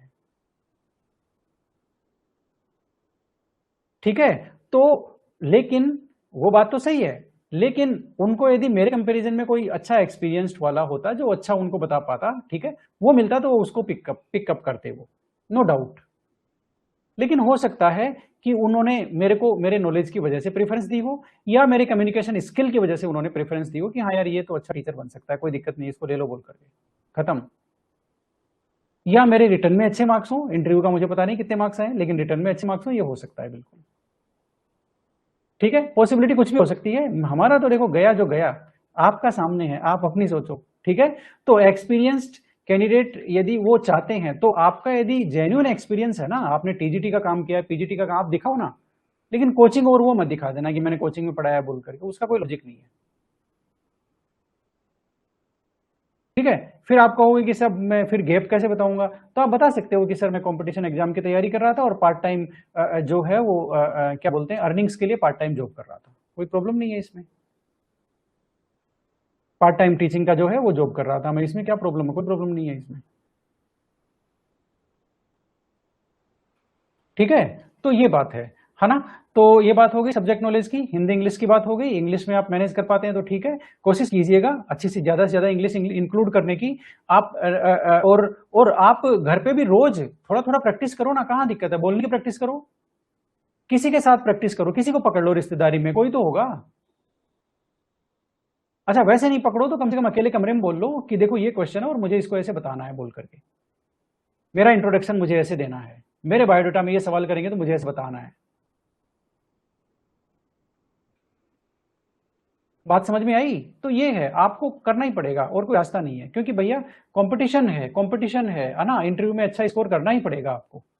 ठीक है। अब मुझे एक चीज बताओ, सब्जेक्ट नॉलेज से रिलेटेड और आपका डेमो टीचिंग से रिलेटेड और बायोडेटा से रिलेटेड और इसके अलावा मुझे और कौन से सवाल का जवाब देना है, बताओ और कौन से सवाल का मुझे जवाब देना है। वापस मेरी बात को ध्यान से सुनना, इंटरव्यू गेम है कॉन्फिडेंस का और आपके कम्युनिकेशन स्किल का, कितना इफेक्टिवली आप सामने वाले की आंखों में आंखें डाल करके, है ना, बात कर सकते हो, उन्हें अपनी बात समझा सकते हो, कितने सिंपल रह करके, जिसको बोलते हैं ना सहज, अब इसका इंग्लिश मुझे भी नहीं आता, सहज रह करके आप आराम से, न बहुत धीरे बोलना, है ना, ऐसा नहीं है डेमो टीचिंग में हम गुनगुन कर रहे हैं, नहीं, ये नहीं करना है। जैसे मैं यहाँ केवीएस में कॉन्ट्रेक्चुअल टीचर्स के इंटरव्यू में जाता हूं, ठीक है, तो हमें कहना पड़ता है मैडम थोड़ा तेज बोलो, कहना पड़ता है, वो नहीं होना चाहिए। आप टीचर हो, आपको रोज क्लास में माइक नहीं मिलेगा, वो नहीं मिलेगा, तो आपकी जो आवाज है थोड़ी बहुत लाउड तो होनी चाहिए ना। तो मेरा कहने का मतलब यह है कि आपको बहुत तेज नहीं लेकिन बहुत धीरे भी नहीं, मीडियम इंटेंसिटी के साथ में आपको अपनी बात रखनी है। ठीक है, बहुत ऐसे भी नहीं कि आप डेमो टीचिंग कर रहे हैं, अच्छा सामने बैठेंगे टेबल में तो उसमें तो आप थोड़ा धीरे बोलेंगे तो चलेगा, क्योंकि वो आपके सामने ही बैठे हैं, वो आपकी बात सुन लेंगे, कोई दिक्कत नहीं है उसमें, वहां आपको बिल्कुल नॉर्मल तरीके से बात करनी है। लेकिन आप डेमो टीचिंग में हैं तो आपको थोड़ा सा, आप उनसे दूर चले जाएंगे 10-15 फीट, तो आपको थोड़ा सा, आपको हो सकता है तेज बोलना पड़े ताकि उनके कानों तक आवाज जाए, है ना। और उस समय आपको एकदम बेहतरीन कम्युनिकेट करना है, मतलब सामने वाला देखे कि हाँ यार बंदा है तो टीचर, वास्तव में बता तो सही रहा है एकदम। आपको टीचिंग मोड में ले जाना अपने आप को, भूल जाओ मैं कहाँ हूं, इंटरव्यू दे रहा हूं कि नहीं दे रहा हूं, सामने कौन बैठा है ना, बच्चे बैठे हैं कि कौन बैठा है, तो वो आप भूल जाओ, बच्चे मान करके उनको शुरू करो, अपने अपना टीचर जो है बाहर निकाल लो। बात समझ में आई, है ना, अपना अपने अंदर का टीचर बाहर निकाल लो उस समय, और बढ़िया तरीके से कोई ऐसा कॉन्सेप्चुअल लो और फिर उसको मतलब क्या है कि बैकग्राउंड से शुरू करते हुए उसको इंट्रोड्यूस करो, एक दो सवाल भी कर लो बीच में, कोई प्रॉब्लम नहीं है। जैसे मैंने आपको बताया सीएफटी वाले में, मैंने बताया था ना, अभी अभी दोबारा क्या करके बताऊं मैं। ठीक है, तो ऐसा आपको करना है, मेरा कहने का मतलब है। अब मुझे और क्या क्या सवाल बचा है, बचाओ। ये कह रहे हैं कोई क्वेश्चन का आंसर नहीं आया तो कैसे टैकल करें, टैकल कैसे करोगे भाई, यदि कोई केमिस्ट्री का कोई क्वेश्चन है आपको नहीं आया तो आप क्या करोगे, कह दो कि सर ये तो मेरे को याद नहीं आ रहा, बस सॉरी सर मेरे को याद नहीं आ रहा, ये तो पढ़ा हुआ तो है लेकिन मुझे याद नहीं आ रहा। अब पढ़ा था कि नहीं पढ़ा था वो एक अलग बात है, वो समझ ही जाएंगे कि पढ़ा हुआ होता तो याद आ ही जाता। ठीक है ना, ये बात है।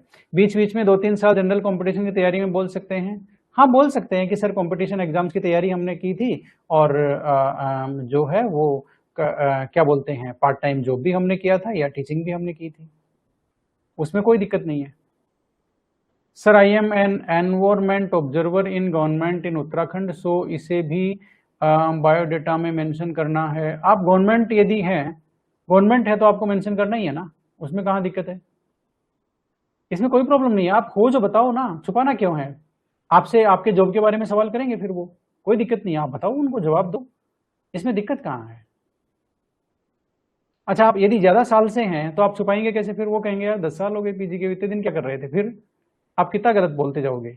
तो आप बता दो ना उनको, कोई दिक्कत नहीं है कि सर मैं ये काम कर रहा हूँ इतने सालों से, लेकिन मेरी इच्छा थी पीजीटी केमिस्ट्री बनने की, स्कूल में बच्चों को केमिस्ट्री पढ़ाने की, तो मैं लगातार तैयारी कर रहा था और मुझे इस बार इसमें सक्सेस मिली है, मैं यहाँ तक आया हूँ, इसमें क्या दिक्कत है, इससे आपका पॉजिटिव एटीट्यूड सामने आएगा।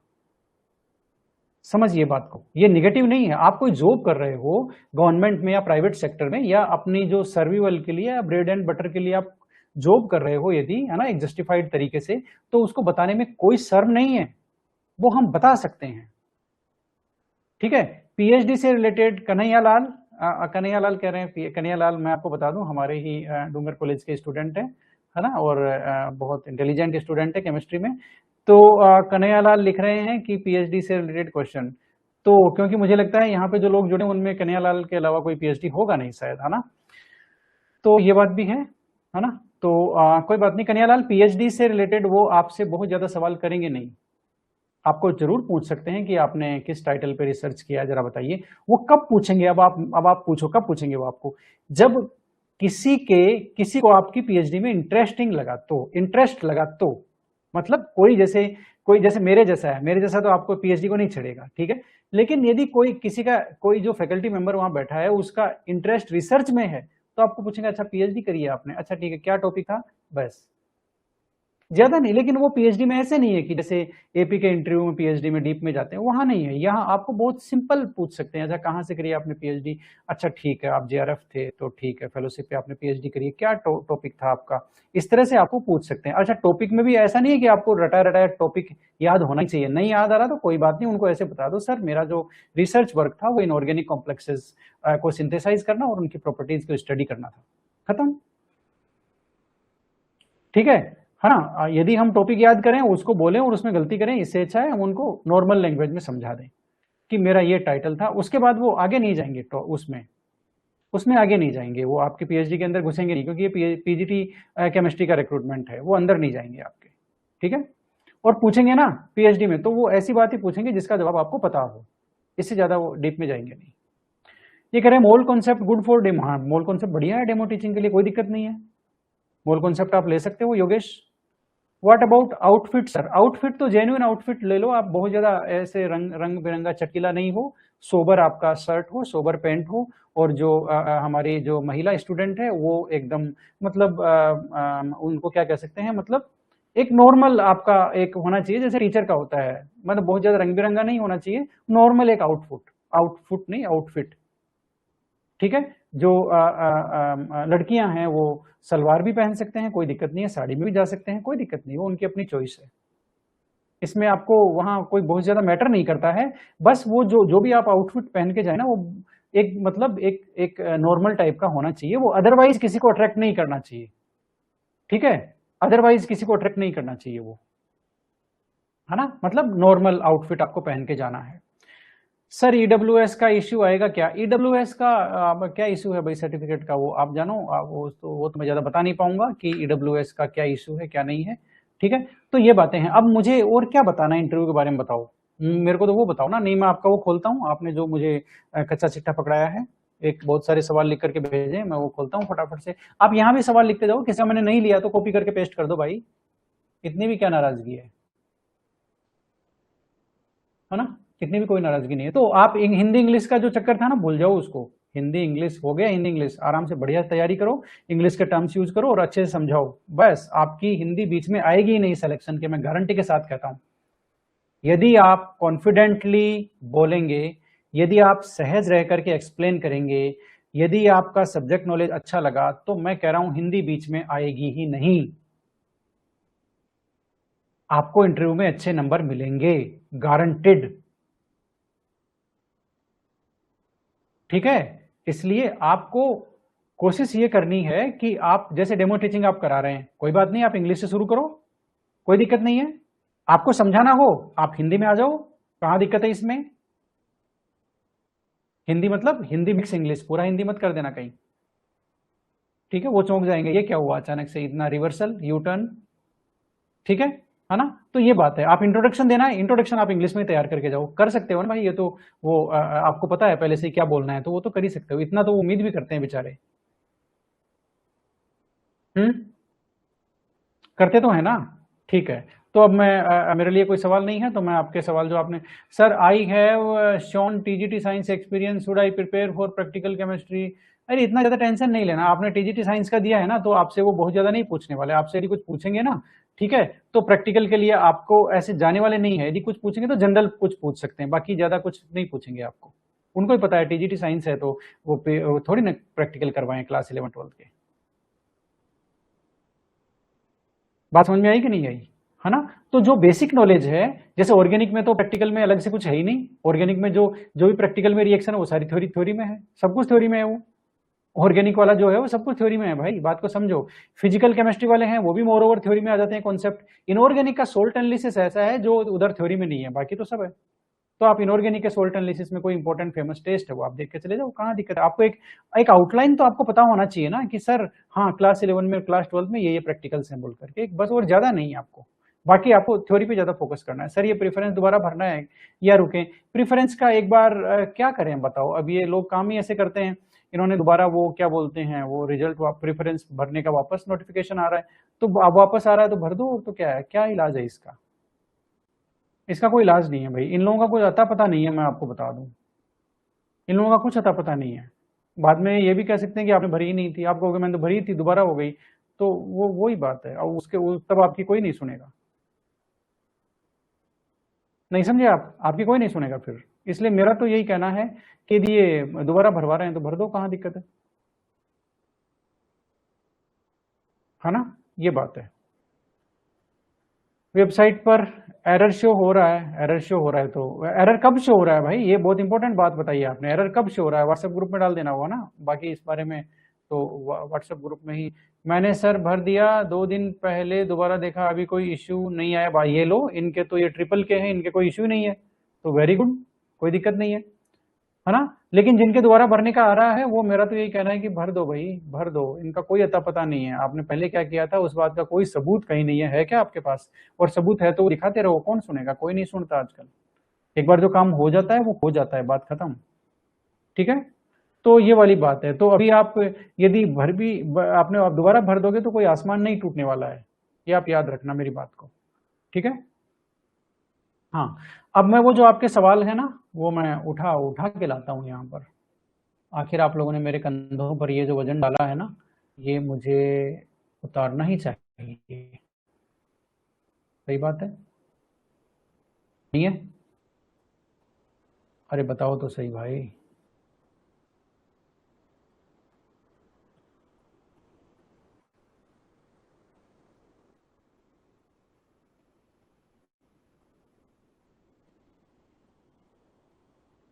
ये लो, ये आपने मेरे साथ सवाल शेयर किए हैं।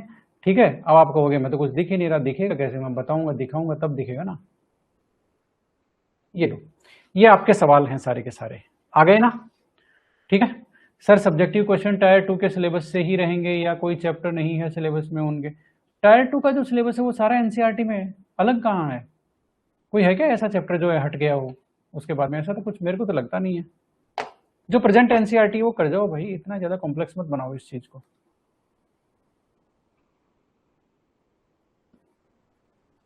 ठीक है, अब जरा इधर देखो, हाउ टू प्रिपेयर इंटरव्यू हो गई, how to fill up biodata. Biodata क्या हाउ टू फिलअप है? अरे उसको जो पूछ रहा है दे दो बेचारे को, हाउ टू फिलअप क्या होता है? ठीक है, डेमो क्लास बाइलिंगुअल कर सकते हैं क्या? कर सकते हैं। Sir I have taught in college without net. बिना नेट के क्यों पढ़ाया भाई आपने? बिना नेट के आपने 8 साल तक क्यों पढ़ाया? आप मत दिखाना इनको। जब आपके पास डिग्री नहीं थी तो आप पढ़ा रहे थे, तो वो एक चलो ठीक है चल गई, लेकिन वो तो आपको पूछ लेंगे कि आप नेट ही नहीं तो आपने पढ़ा कैसे लिया? फिर आप क्या जवाब दोगे? आप मत दिखाना उनको कि मैंने वो कॉलेज में पढ़ाया है। वो कहेंगे कॉलेज में पढ़ा लिया तो वो नेट वगैरह हो गया आपकी, फिर आप फंस जाओगे वहां पर। ठीक है, तो आप बिना नेट पढ़ाए हैं तो आप मत बताना, नेट के होते तो आप पढ़ाते तो एक अच्छी बात होती। What is time limit for demo teaching? Demo teaching की कोई टाइम लिमिट नहीं होती है। आपने बोलना शुरू किया, उनको अच्छा लगा तो 2-4 मिनट आपसे सुन लेंगे, सवाल कर लेंगे। आप उनको अच्छा नहीं लगा तो हो सकते हैं अच्छा ठीक है मैडम आप बैठ जाओ बोल करके आ जाओ, यही पूछ लेते हैं 2-4 सवाल। ठीक है, वैसे आप ऑन एन एवरेज मानोगे तो 5 मिनट है। इंटरव्यू में सिर्फ सब्जेक्ट स्पेसिफिक क्वेश्चन पूछे जाते हैं या जनरल क्वेश्चन पूछ लेते हैं ना? वो भी इंसान है बेचारे, नॉर्मल क्वेश्चन पूछ सकते हैं आपसे, है ना? ठीक है, नॉर्मल क्वेश्चन भी पूछे जाते हैं। वो जनरल क्वेश्चन किस फील्ड से होते हैं? किसी फील्ड से नहीं होते, आपसे रिलेटेड होते हैं। आपका बायोडाटा पढ़ लेंगे, आप जहां से आते हो वहां के बारे में कोई इंपॉर्टेंट चीज है तो वो पूछ लेंगे, और क्या पूछना है उनको बेचारों को। ठीक है, हमारे जनरल एकेडमिक बैकग्राउंड के, हाँ करंट अफेयर नहीं पूछेंगे कि देश में क्या चल रहा है, वो आपसे नहीं पूछने वाले, चिंता मत करो। ठीक है, how many topics we have to prepare for demo? Demo के लिए मैंने बता ही दिया, अभी डेमो के सारे हो गए सवाल। Kindly tell how to start preparation. How to start क्या है? स्टार्ट इंटरव्यू की प्रिपरेशन तो स्टार्ट आपने एग्जाम की प्रिपरेशन करी तभी स्टार्ट हो गई थी, आप सीखने लग गए थे सब्जेक्ट को, बात खत्म। ठीक है, हाउ टू स्टार्ट क्या है, I have started syllabus revision. हाँ, क्वालिटेटिवली रिवाइज करो उसको, क्वांटिटेटिवली मत करो, क्वालिटेटिवली करो। एक टॉपिक में देखो मुझसे कोई क्या पूछ सकता है इसमें, बस, ठीक है, उस तरह से तैयार करना है ना। Should I prepare for, what should I prepare for demo teaching. आपके फेवरेट टॉपिक देखो भाई, मेरे मत पूछो मुझे, आपके देखो, आपके कौन कौन से फेवरेट टॉपिक हो सकते हैं जिनको आप अच्छी तरह समझा सकते हो, वो आप चालू करो, ठीक है। सर मैंने ईडब्ल्यूएस का फॉर्म भरा था, नहीं वो आप भरते टाइम क्या था, ये मेरा सब्जेक्ट नहीं है भाई बताने का, मैं एक्सपर्ट भी नहीं हूँ इसका डॉक्यूमेंट वेरिफिकेशन का। डेमो टीचिंग फुल्ली इंग्लिश और बाइलिंगुअल, आपको फुल्ली इंग्लिश आती है तो आप करो, नहीं तो बाइलिंगुअल तो आपकी मजबूरी है। Should you go through complete NCERT to handle all type of question interview. अब मतलब मेरा कहने का मतलब है कि आप जितने ज्यादा चैप्टर्स को रिवाइज कर सकते हो, क्वालिटेटिव नॉलेज ले सकते हो, वो ले लो, है ना। कंप्लीट एनसीईआरटी यदि आपको टाइम मिलता है तो आपको करना ही चाहिए, यदि आपको टाइम मिलता है कंप्लीट एनसीईआरटी को रिवाइज करने के लिए तो आपको करना ही चाहिए, 100% करना चाहिए। टाइम पे डिपेंड करता है ना। तो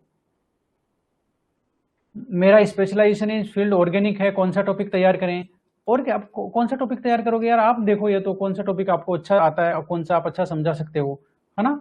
वो आप इस चीज को देखो। फेवरेट टॉपिक तो मैं कैसे बता सकता हूँ।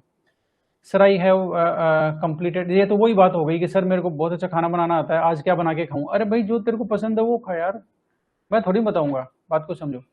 Sir I have completed my MSc in VNIT Nagpur, ठीक है, inspire fellowship JAM GATE, I have done some, ये क्या हमें मतलब क्या है, ये तो मुझे बता रहे हो भाई, मैं क्या करूं इसका, मैं क्या करूं। आपने समर इंटर्नशिप करी है इधर Kolkata, 1 year research project final year of MSc, तो मैं करूं क्या इसका, इसमें सवाल पूछो ना भाई, बात को समझो। How can we plan for interview, interview के लिए प्लान कैसे करना है, इंटरव्यू के लिए प्लानिंग मैंने बता दी, डेमो टीचिंग और सब्जेक्ट नॉलेज और ये सब। Will the whole interview be English और कैन बी बाइलिंगुअल, यदि आप इंग्लिश में कर सकते हैं तो करें, बाइलिंगुअल कर सकते हैं तो बाइलिंगुअल भी इक्वल है, इंग्लिश और बाइलिंगुअल दोनों इक्वल है। बाइलिंगुअल में जो कंफर्टेबल फील करते हैं बाइलिंगुअल जवाब दें, कहीं कोई प्रॉब्लम नहीं आएगी, गारंटेड, ठीक है ना। और यदि वो कहते हैं कि आप इंग्लिश में जवाब दो तो फिर आप इंग्लिश में कोशिश जरूर करना, मेरा कहने का मतलब है, आप मना मत करना कि सर मुझे तो आती नहीं है बोल करके, ये मत कहना, आप कोशिश करना इंग्लिश में, कोई प्रॉब्लम नहीं है, ठीक है ना। जहां तक हो सके आप इंग्लिश में रिप्लाई करने की कोशिश करना, मेरा कहने का मतलब है। प्रायोरिटी नंबर 1 यदि आप मैनेज कर सकते हो तो इंग्लिश को कर लो, और ये प्रायोरिटी नंबर 2 है, लेकिन इनमें कोई ज्यादा अंतर नहीं है, मैं कह रहा हूं दोनों इक्वल हैं, दोनों इक्वल हैं। बाइलिंगुअल वालों को बिल्कुल भी घबराने की जरूरत नहीं है, कॉन्फिडेंस रखो, बाइलिंगुअल जवाब दो, कोई प्रॉब्लम नहीं आएगी। सब्जेक्ट टर्मिनोलॉजी तो इंग्लिश में ही रखना है आपको, इसके अलावा बाइलिंगुअल का मतलब ये तो हो गया कि सब्जेक्ट टर्मिनोलॉजी इंग्लिश में, बीच में है हा का की ता ते लगाओगे, वही तो है बाइलिंगुअल, और है क्या। What topic should I read other than subject, other than subject क्या पढ़ोगे भाई, अदर देन सब्जेक्ट तो कुछ नहीं पढ़ना। केमिस्ट्री सिलेबस के अलावा क्या कवर करें, कुछ नहीं करना, प्रैक्टिकल थोड़े बहुत पढ़ने हैं तो पढ़ लो। Is English mandatory for interview, English mandatory नहीं है, इंग्लिश मैंडेटरी नहीं है, लेकिन हो तो अच्छी बात है। यदि आप इंग्लिश में कम्युनिकेट करते हो तो वो एक अच्छी बात है, मैंडेटरी नहीं है, बात को समझो। प्लीज प्रोवाइड लाइव लाइव नहीं भाई, ये बस की बात नहीं है, मैं अकेला हूँ, कहाँ से लाऊंगा बोर्ड मेंबर उठा करके। What should I consider when teaching on board, what should I consider when, मतलब आप क्या कंसिडर करोगे ये आप डिसाइड करो, मुझसे मत पूछो। आपका फेवरेट टॉपिक तो आपको डिसाइड करना होगा ना। ये कह रहे हैं बोर्ड पे पढ़ाऊं तो मैं क्या पढ़ाऊं बोल करके, अरे भाई मेरे को क्या पता है आपको क्या पसंद है नहीं पसंद है ना। वही बात हो गई कि सर अभी जो मैंने कहा था ना कि सर मेरे को बहुत अच्छा खाना बनाना आता है बोल के, आज क्या खाऊं बना करके, तो भाई बना करके क्या खाओगे, आप जो पसंद है वो खाओ। Sir tell me frequently asked question and answers, answer भी मैं ही बताऊं क्वेश्चन भी मैं ही बताऊं, वाह भाई फिर आप क्या करोगे। Frequently asked question, frequently asked question कुछ नहीं है, आपको सब्जेक्ट पे बेसिक कमांड होना चाहिए, है ना। और आपको जो जितने भी पार्ट्स हैं सब्जेक्ट के, थोड़ा बहुत प्रैक्टिकल्स हुआ, डेमो टीचिंग हुआ, आपको सब पे कमांड होना चाहिए। और फ्रिक्वेंटली आस्क्ड क्वेश्चन क्या है, कोई लिस्ट थोड़ी है क्वेश्चंस की, है ना। एक इंटरव्यू तो एक्सटेम्पोर चलता है, डिफॉल्ट मोड में चलता है, उसका कोई प्लानिंग नहीं होती इंटरव्यू की। माई फादर नेम, आपके फादर नेम की स्पेलिंग ये थी, किस सर्टिफिकेट में क्या लिखा, भाई ये हमारा इश्यू नहीं है, ये है ना। आपने क्या सर्टिफिकेट में आपका क्या लिखा हुआ है, हम जानते भी नहीं है, समझते भी नहीं है इन चीजों को, डीवी वाले देखेंगे, है ना, ये हमारा काम नहीं है। If you are NET qualified candidate then why you are joining KVS, ये क्या है। If you are NET qualified candidate then why you, यदि आपसे पूछते हैं कि आप नेट क्वालिफाइड कैंडिडेट हो तो आप केवीएस क्यों ज्वाइन कर रहे हो, तो आप कहो कि मेरा पैशन है केमिस्ट्री टीचिंग करना, कहाँ प्रॉब्लम है इसमें, है ना। नेट तो क्वालिफाइड बहुत सारे मिलेंगे, आप क्यों टेंशन ले रहे हो अपनी अकेले की, नेट तो बहुत सारे मिलेंगे, ठीक है। तो आप कह सकते हो कि नहीं सर मेरा जो है वो क्या बोलते हैं केमिस्ट्री टीचिंग है, जो टीचिंग जॉब में क्या बोलते हैं सर्च कर रहा था, और मोस्टली स्कूल टीचिंग, तो मुझे ये मिला तो मैं ये कर रहा हूँ, कोई दिक्कत नहीं है इसमें, ऐसा थोड़ी है कि तुम नेट क्वालिफाइड बोल के यहाँ आ गए बोल के इसको साइड में कर दो बोल करके, ऐसा थोड़ी होता है, ऐसे नहीं होता। आप घबराओ मत, नेट क्वालिफाई आपने किया, ये आपका पॉजिटिव पॉइंट है, निगेटिव नहीं है। इसको आपको छुपाने की जरूरत नहीं है, ध्यान रखना। मैंने जब केवीएस में लगा था, मैं ऑलरेडी जेआरएफ था क्या? हाँ, मैं ऑलरेडी जेआरएफ था, यस मैं था जेआरएफ, बात को समझो। तो ये आपका पॉजिटिव पॉइंट है, निगेटिव पॉइंट नहीं है। डोंट डोंट मतलब इसकी बात इसके लिए इसकी वजह से टेंशन में आने की जरूरत नहीं है कि मेरा नेट क्वालिफाइड हो गया बोल के मैं कहाँ छुपाऊंगी इसको। छुपाने की जरूरत नहीं है, आराम से बताओ, लिखो, कोई प्रॉब्लम नहीं है। ठीक है। Can we prepare interview without any coaching institute? हाँ, इंटरव्यू के लिए कोचिंग इंस्टीट्यूट की जरूरत पड़ती है क्या भाई? बात को समझो। फिर खुद क्या करोगे? परीक्षा के लिए कोचिंग ले ली, फिर इंटरव्यू के लिए भी कोचिंग चाहिए, फिर जॉब लग जाओगे, फिर कहोगे अब हम पढ़ाएं कैसे, हमें कोई कोचिंग बता दो, उस वहां सीख लेंगे फिर पढ़ाएंगे। ऐसे क्या करते हो भाई? कोचिंग, इंटरव्यू की तैयारी खुद करो। इससे ज्यादा गाइडेंस जो मैंने दिया उससे ज्यादा क्या होगा गाइडेंस? मेरे को इंटरव्यू के लिए किसी ने कोई गाइडेंस नहीं दिया, ये ओढ़ लो, किसी ने कोई नहीं दिया गाइडेंस। मैंने खुद ने तैयार किया कि मुझे करना क्या है, बताना क्या है, होगा क्या। इसके लिए मैंने क्या किया आपको बताऊं? मैंने पीजीटीज को खोजना शुरू किया कि मेरे को कोई पीजीटी मिल जाए, तो मैं चला गया सीधा ही केवी1 में, केवी1 बजाज नगर, सीधा ही चला गया बजाज नगर केवी1 स्टाफ रूम में। मैंने कहा पीजीटी केमिस्ट्री से मिलना है, तो उन्होंने कहा पीजीटी केमिस्ट्री तो लैब में है, तो मैं लैब में चला गया। उसमें क्या दिक्कत है? मैंने मेरा दुख जो जाके कह दिया कि मेरा तो इंटरव्यू है सर, और मेरे को कुछ गाइड करो बोल करके, मेरे को तो कुछ नहीं आता। तो उन्होंने कहा अच्छा ठीक है, इंटरव्यू है तो आपको इस तरह से ये पढ़ना है, बात खत्म। तो ऐसा कुछ नहीं है, आपको एक गाइडेंस चाहिए, जो जो चाहिए वो मैं दे रहा हूँ, इसके अलावा आपको कुछ नहीं चाहिए। कोचिंग क्या करेगा इसमें? ठीक है, तो आप किसी कोचिंग के चक्कर में मत फंस जाना। मेहनत आपको खुद को करनी है, आप खुद करोगे तो आगे जाओगे, दूसरे करेंगे तो दूसरे जाएंगे, आप नहीं जाओगे। ठीक है, okay. How to prepare interview topic, demo teaching की प्रैक्टिस करो भाई।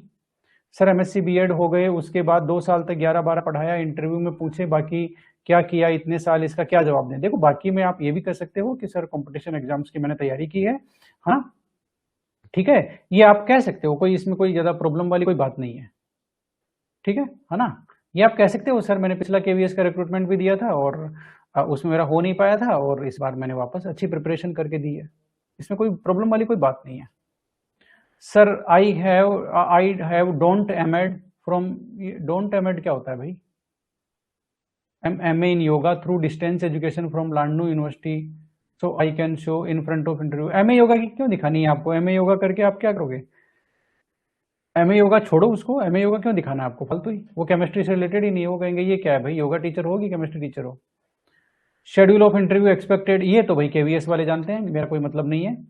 इंटरव्यू में टीचिंग, इंटरव्यू में टीचिंग टॉपिक खुद देता है या हम सेलेक्ट करते हैं? ये डिपेंड करता है उनके ऊपर। वो ज्यादातर वो आप ही को पूछेंगे कि आप कुछ पढ़ाओ बोल करके, है ना, क्या आप तैयार करके आए हो, क्या बताओगे, ये वो खुद ही पूछते हैं, आपको पूछते हैं जनरली। बहुत ही कम ऐसे चांस होते हैं वो खुद आपको टॉपिक देंगे, आप खुद आपको टॉपिक नहीं देंगे, उनको ही पता है कि हम ऐसा दे देंगे जो इसका तैयारी नहीं है तो पढ़ाएगा कैसे, क्योंकि कोई पढ़ाता है तो तैयारी करके पढ़ाता है, ये उनको पता है, इसलिए आपसे पूछेंगे वो।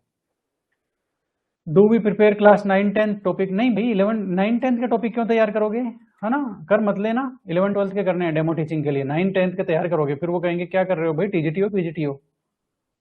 Discuss some topic we can choose for demo teaching, demo teaching में कॉन्सेप्चुअल टॉपिक जो भी आपको अच्छा लगता है क्लास 11-12 से वो ले लो। सर मैं एडिशनल में अपना कोचिंग का और स्कूल का टीचिंग और एडिशनल कोचिंग का बताना ही नहीं है, कोचिंग का क्यों बताना है, सरकार तो करिए कोचिंग बंद करेंगे। आपको कोचिंग का एक्सपीरियंस बताना नहीं है ना, आपको स्कूल टीचिंग का एक्सपीरियंस बताना है, कहीं कोई प्रॉब्लम नहीं है, उनको स्कूल में पढ़वाना है, आपसे कोचिंग में नहीं पढ़वाना। ठीक है, लेकिन ऐसा नहीं है कि आपने कोचिंग में पढ़ाया तो ये निगेटिव पॉइंट है, निगेटिव पॉइंट नहीं है, निगेटिव पॉइंट बिल्कुल नहीं है, ये याद रखना। यदि जैसे मान लेते हैं किसी ने 5 साल आकाश में पढ़ाया, तो ऐसा नहीं कि वो छुपाएगा कि मैंने आकाश में पढ़ाया, इसको छुपा लूँ मैं, नहीं, छुपाना नहीं है। आप कहो ना बाकायदा कि सर मैं पिछले 5 साल से आकाश में था और मैं वहां पर टीचिंग करा रहा था, उसमें कोई दिक्कत नहीं है। ठीक है,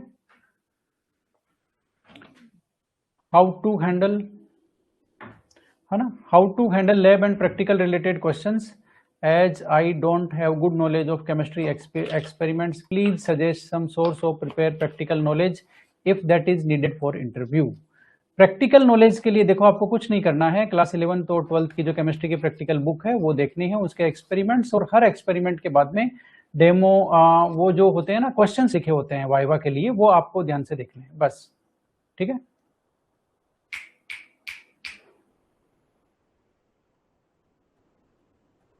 किस लैंग्वेज में बोर्ड वर्क करें? बोर्ड वर्क आपको इंग्लिश में ही करना है, ये कोई बात बताने की नहीं है, आपको आगे जाके भी इंग्लिश में ही करना है। Should I mention all them in special achievement, आपके जो भी स्पेशल अचीवमेंट आप यस आपको देने हैं, उनको ऑलराउंडर आदमी चाहिए, बात को समझो, ऑलराउंडर टीचर चाहिए उनको। यदि आप स्पोर्ट्स में अच्छे हो, यदि आपके कोई और स्पेशल अचीवमेंट्स हैं, है ना, आपने कोई प्रोजेक्ट वगैरह किए हैं तो आप दो, बिल्कुल। ये एक अच्छा पॉइंट है, आपके जितने भी स्पेशल अचीवमेंट्स हैं वो आपको बताने हैं बायोडेटा में, छुपाना नहीं है। वो ये साबित करेंगे कि आप एक अच्छे टीचर हो, ऑलराउंड टीचर हो, आपका को करिकुलर एक्टिविटीज में अच्छा कंट्रीब्यूशन हो सकता है, आप केवीएस के बच्चों को आगे लेके जा सकते हो। वो चाहते हैं ऐसे टीचर, समझो बात को। तो आपके जितने भी स्पेशल अचीवमेंट्स हैं आपको दिखाने हैं, आपके कोई स्पोर्ट्स एक्टिविटी में रहा हुआ है ना, आपने कुछ और रिसर्च एक्टिविटी करी है, आपको दिखानी है, बतानी है, छुपाना नहीं है, ठीक है। Expected question ask in interview, expect subject knowledge, level of subject like, अरे यूजी पीजी नहीं पूछेंगे भाई, एनसीईआरटी के अंदर से पूछेंगे। आई pursue my PhD currently, should I mention, हाँ आप बताओ ना पीएचडी कर रहा हूं, उसमें क्या दिक्कत है, पीएचडी करना कोई गुनाह थोड़ी है, पीएचडी करना गुनाह नहीं है, आपको बताना है कि मैं पीएचडी कर रहा हूं, ठीक है। आप बताओ ना आराम से कि सर करंटली मेरी पीएचडी चल रही है, उसमें दिक्कत कहां है, कोई प्रॉब्लम नहीं है, छुपाना क्यों है, छुपाना नहीं है।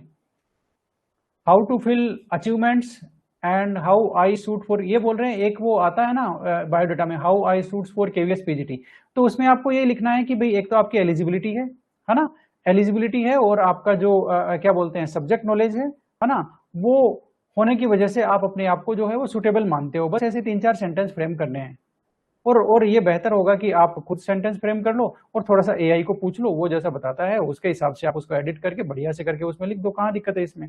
और फिर आप उसको खुद पढ़ लो एक बार लिखने से पहले कि मैं लिख क्या रहा हूं, क्योंकि वो उसमें से भी सवाल कर सकते हैं। बात समझ में आई कि नहीं आई, है ना। तो वो लिख सकते हो। मुझे बड़ी दिक्कत हुई थी ये, क्योंकि मैं इंग्लिश मीडियम का भी नहीं था, हिंदी मीडियम का था, मुझे 3 दिन तक समझ में नहीं आया पूछ क्या रहे हैं, कि मैं इस पोस्ट के लिए सुटेबल क्यों हूँ। फिर किसी ने दोस्तों से बातचीत हुई तो उन्होंने बताया कि ये जानना चाहते हैं कि आप अपने आप को क्यों योग्य समझते हो, ठीक है। तो फिर मेरे दिमाग में क्लिक हुआ कि अच्छा योग्य क्यों समझता हूँ बोल करके, पहला तो यही हो गया कि मेरे पास इसकी एलिजिबिलिटी है। फिर यहां से मैंने शुरू किया, 4-5 सेंटेंस फ्रेम किए और भेज दिए, बात खत्म, ठीक है।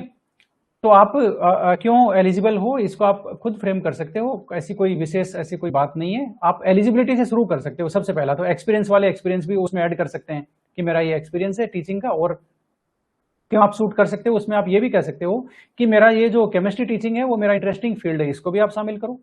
तो ये 3-4 पॉइंट मिलकर के साबित करेंगे कि आप अपने आप को एलिजिबल समझते हो, क्योंकि आपका टीचिंग में इंटरेस्ट है, केमिस्ट्री टीचिंग में, ठीक है, इसलिए आप अपने आप को एलिजिबल समझते हो, है ना। इसलिए आप ये देखते हो कि आप सुटेबल हो इस पोस्ट के लिए। दूसरा, आपके आप एलिजिबिलिटी क्राइटेरिया आपका क्वालिफाई किया है आपने, उससे भी आप अपने आप को सुटेबल समझते हो, ठीक है ना। तो ये बातें हैं, तो आप 2-3 पॉइंट लेकर के 4-5 सेंटेंस फ्रेम कर सकते हो, बस काफी है वो। कौन से चैप्टर तैयार करें जो केमिस्ट्री में अच्छा इंपैक्ट दे, अरे भाई तैयार तो हमें ज्यादातर सारे ही करने हैं, वो कुछ पूछते हैं तो आप जो अच्छे चैप्टर तैयार किए हैं वो उनका आप नाम ले सकते हो। वो कोई पूछ भी सकते हैं कि आप चलो ठीक है इनऑर्गेनिक में क्या तैयार करके आए हो, पूछ सकते हैं। अगले का स्पेशलाइजेशन इनऑर्गेनिक है तो वो तो वही बात करेगा ना, पूछ सकता है कि इनऑर्गेनिक में क्या तैयार करके आए हो। आपने फिजिकल बताया, चलो मान लेते हैं क्या बोलते हैं, आपने बोला सर मैं थर्मोडायनेमिक तैयार करके आया हूँ, अब फिर सामने वाला बोल दे अच्छा ठीक है, तो फिर ऑर्गेनिक में क्या पूछ सकते हैं आपको, फिर ठीक है। तो ये वाली बात है, तो पूछ भी सकता है आपको, ऐसा कुछ नहीं है। How to prepare demo and how much long, वो बता दिया भाई मैंने। What topic should be prepare, ये आपके इंटरेस्ट पे डिपेंड करता है। Are you ready to work any across the India, हाँ बिल्कुल यस है, हम पूरे इंडिया में काम कर सकते हैं, यस। केवीएस का मोटो यही है कि वो टीचर को इंडिया में कहीं भेज सकती है, तो आपको इसमें तो यस लिखना है, नो मत लिख देना। मीडियम ऑफ इंटरव्यू, इंग्लिश आती है तो इंग्लिश, मतलब बाइलिंगुअल आती है तो बाइलिंगुअल। माय फादर नेम, आपके भाई ये हमारा इश्यू नहीं है भाई, है ना, डॉक्यूमेंट वेरिफिकेशन नहीं कर रहे हैं हम। If you get an opportunity to join assistant professor in your state will you join resign from KVS, यदि आपको स्टेट में अपॉर्चुनिटी मिलती है, हाँ रिजाइन करेंगे भाई, क्यों नहीं करेंगे। प्रोग्रेसिव माइंड होना चाहिए। मैं थोड़ी कहूंगा कि मैं, जैसे मान लेते हैं तो वो बात हो गई कि आपने केवीएस में पीजीटी लग गए, अब आपको यदि कहीं अच्छी पोस्ट मिले, आईएएस बनो, तो आप छोड़ के चले जाओगे, हाँ बिल्कुल छोड़ के जाएंगे भाई, क्यों नहीं छोड़ के जाएंगे, इसमें क्या दिक्कत है। एक चीज बताओ, इसमें क्या दिक्कत है। आप इसको जस्टिफाई कर सकते हो, आप इसको जस्टिफाई कर सकते हो कि सर वैसे तो अब मैं क्या बोलते हैं, आप जस्टिफाई इसको कैसे भी कर सकते हो,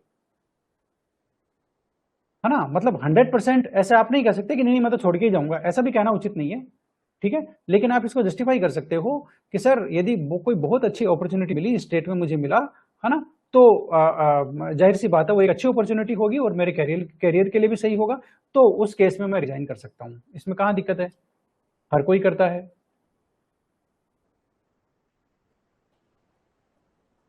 ना। आप इसको दूसरे वे में जवाब दे सकते हो कि सर क्या बोलते हैं, फैमिली लाइबिलिटीज हैं, उसकी वजह से हो सकता है मैं अब कंपटीशन की तैयारी नहीं कर पाऊं, तो ज़्यादातर तो चांसेस मेरे अब केवीएस में सेटल होने के हैं, और बहुत ही रेयर केसेस में कोई बहुत ही बढ़िया अपॉर्चुनिटी मिलेगी, कोई अच्छी अपॉर्चुनिटी मिलेगी, तब कोई बात है सर, वरना तब कोई चांस बनते हैं रिजाइन करने के, वरना मेरा कोई चांस नहीं है सर रिजाइन करने का, आप ऐसे भी कह सकते हो, उसमें क्या दिक्कत है है ना। तो आपको आप मतलब ये नहीं है ना कि मेरा प्रोग्रेसिव माइंड नहीं है सर, कि मैं तो सर मेरे को तो आप कुछ भी बना दो, मैं तो आईपीएस बना दो, मैं तो हिलूंगा ही नहीं यहाँ से, ये नहीं कह सकते ना आप। बेटर अपॉर्चुनिटी के लिए सबको जाना चाहिए, ये प्रोग्रेसिव माइंड की निशानी है, ये प्रोग्रेसिव माइंड की निशानी है, बात को समझो। तो आपको जस्टिफाइड वे में, पॉजिटिव वे में उनको एक्सप्लेन करना है, नेगेटिव वे में नहीं करना है कि नहीं नहीं सर मैं तो तुरंत छोड़ के चला जाऊंगा, ये नहीं करना, ये थोड़ा नेगेटिव है। आपको जस्टिफाइड वे में बताना है कि मैं जाऊंगा तो क्यों जाऊंगा, और उसको बुरा नहीं मानेंगे, उनको पता है ये तो सिस्टम है, अच्छे के लिए हर इंसान जाता है, तो आप क्यों टेंशन ले रहे हो इसकी। When I try to teach, I face hesitation more and more। आपको पढ़ाने में हेजिटेशन होता है तो आप practice and practice and practice, घर पे प्रैक्टिस करो, ठीक है। हाउ टू चूज टॉपिक, जो टॉपिक आप अच्छे से एक्सप्लेन कर पा रहे हो, जिसपे आपका कमांड है, वो टॉपिक ले लो। बायोडाटा में achievement of any suitable for job, इसको भरने का तरीका कैसा हो। देखो अचीवमेंट तो आपको मेन अचीवमेंट, आपके जो भी अचीवमेंट है ना, चाहे वो कैसे भी अचीवमेंट हो, स्पोर्ट्स के हो अदरवाइज कोई हो, आप उनको लिखो वहां पर, ठीक है ना, ठीक है। उसके अलावा सुटेबल वाला मैंने बता ही दिया, how you are suitable for this job, आप कैसे उसको कंसिडर करते हो, इसका मैंने जवाब दे दिया, पिछले वीडियो को देख लेना थोड़ी देर पहले। मैंने तहसील में टॉप किया था, आई कैन मेंशन, हाँ इसको मेंशन कर सकते हैं, बिल्कुल। आपने क्लास 10th में टॉप किया था, आप उसको मेंशन करो। BSc second year, MSc final, during my teacher 2 to 3 Tom's I have done anchoring. Anchoring का कोई स्पेशल वो नहीं है, अचीवमेंट नहीं है। एंकरिंग तो क्या है, मैं रोज ही करता हूँ, वो नहीं, एंकरिंग वाला कोई स्पेशल अचीवमेंट नहीं है, वो क्लास 10th वाला आप लिख सकते हो वो ये बताता है कि आप मेरिटोरियस स्टूडेंट रहे हो, वो ये आपका पॉजिटिव पॉइंट निकल करके आएगा। We have to prepare practical syllabus, yes आपको करना ही चाहिए, क्यों नहीं करना चाहिए। बायोडाटा फॉर्म से अगर पूछते हैं तो वो किस टाइप के, बता दिया ना मैंने, बायोडाटा में जो उनको जो दिखेगा वही पूछ लेंगे। I am a fresher, I have done my BEd internship, can I mention in experience, नहीं बीएड इंटर्नशिप आपका एक्सपीरियंस नहीं है, प्लीज सॉरी, ठीक है, कुछ भी नहीं लिखना। वो dress code for boys, boys के लिए क्या ड्रेस कोड है, एक सिंपल कलर का पेंट होगा, सिंपल कलर का शर्ट होगा, थोड़ा सा मतलब जो बोलते हैं ना, मतलब थोड़ा सा सोबर लगने वाला होगा, और क्या है ना। ज्यादा कोई चमकीला वमकीला लेने की जरूरत नहीं है, कोई कोट पैंट खरीदने की जरूरत नहीं है इसके लिए, टाई वाई लगाने की कोई ऐसी कोई बहुत ज्यादा ऐसा कोई रिक्वायरमेंट नहीं है कि आप टाई सूटेड बूटेड होके जाओगे, ऐसा कुछ नहीं है। मेरे को याद आते हैं, मैंने मेरे दोनों इंटरव्यू बहुत ही सिंपल तरीके से दिए थे, हल्के से नीले रंग की शर्ट थी, एक थोड़ा सा लाइट कलर की कोई पैंट थी, बस खत्म। मेरे को पता था उनको ड्रेस से मेरी से ज्यादा मतलब नहीं है, ड्रेस सोबर होनी चाहिए बस, इससे ज्यादा उनको कोई मतलब नहीं है कि मैं कौन से रेमंड का शर्ट पहना है, कि मैंने सियाराम का पहना है, कि मैं कोई लोकल मार्केट से लाया हूं 150 रुपए का शर्ट, इससे उनको कोई मतलब नहीं है। अब मेरा ओवरऑल जो अपीयरेंस आ रहा है कपड़े पहनने के बाद में, वो सोबर आना चाहिए, मेरे कहने का मतलब ये है, ठीक है। व्हाइट शर्ट ब्लैक पैंट, हाँ ले सकते हैं, कोई दिक्कत नहीं है।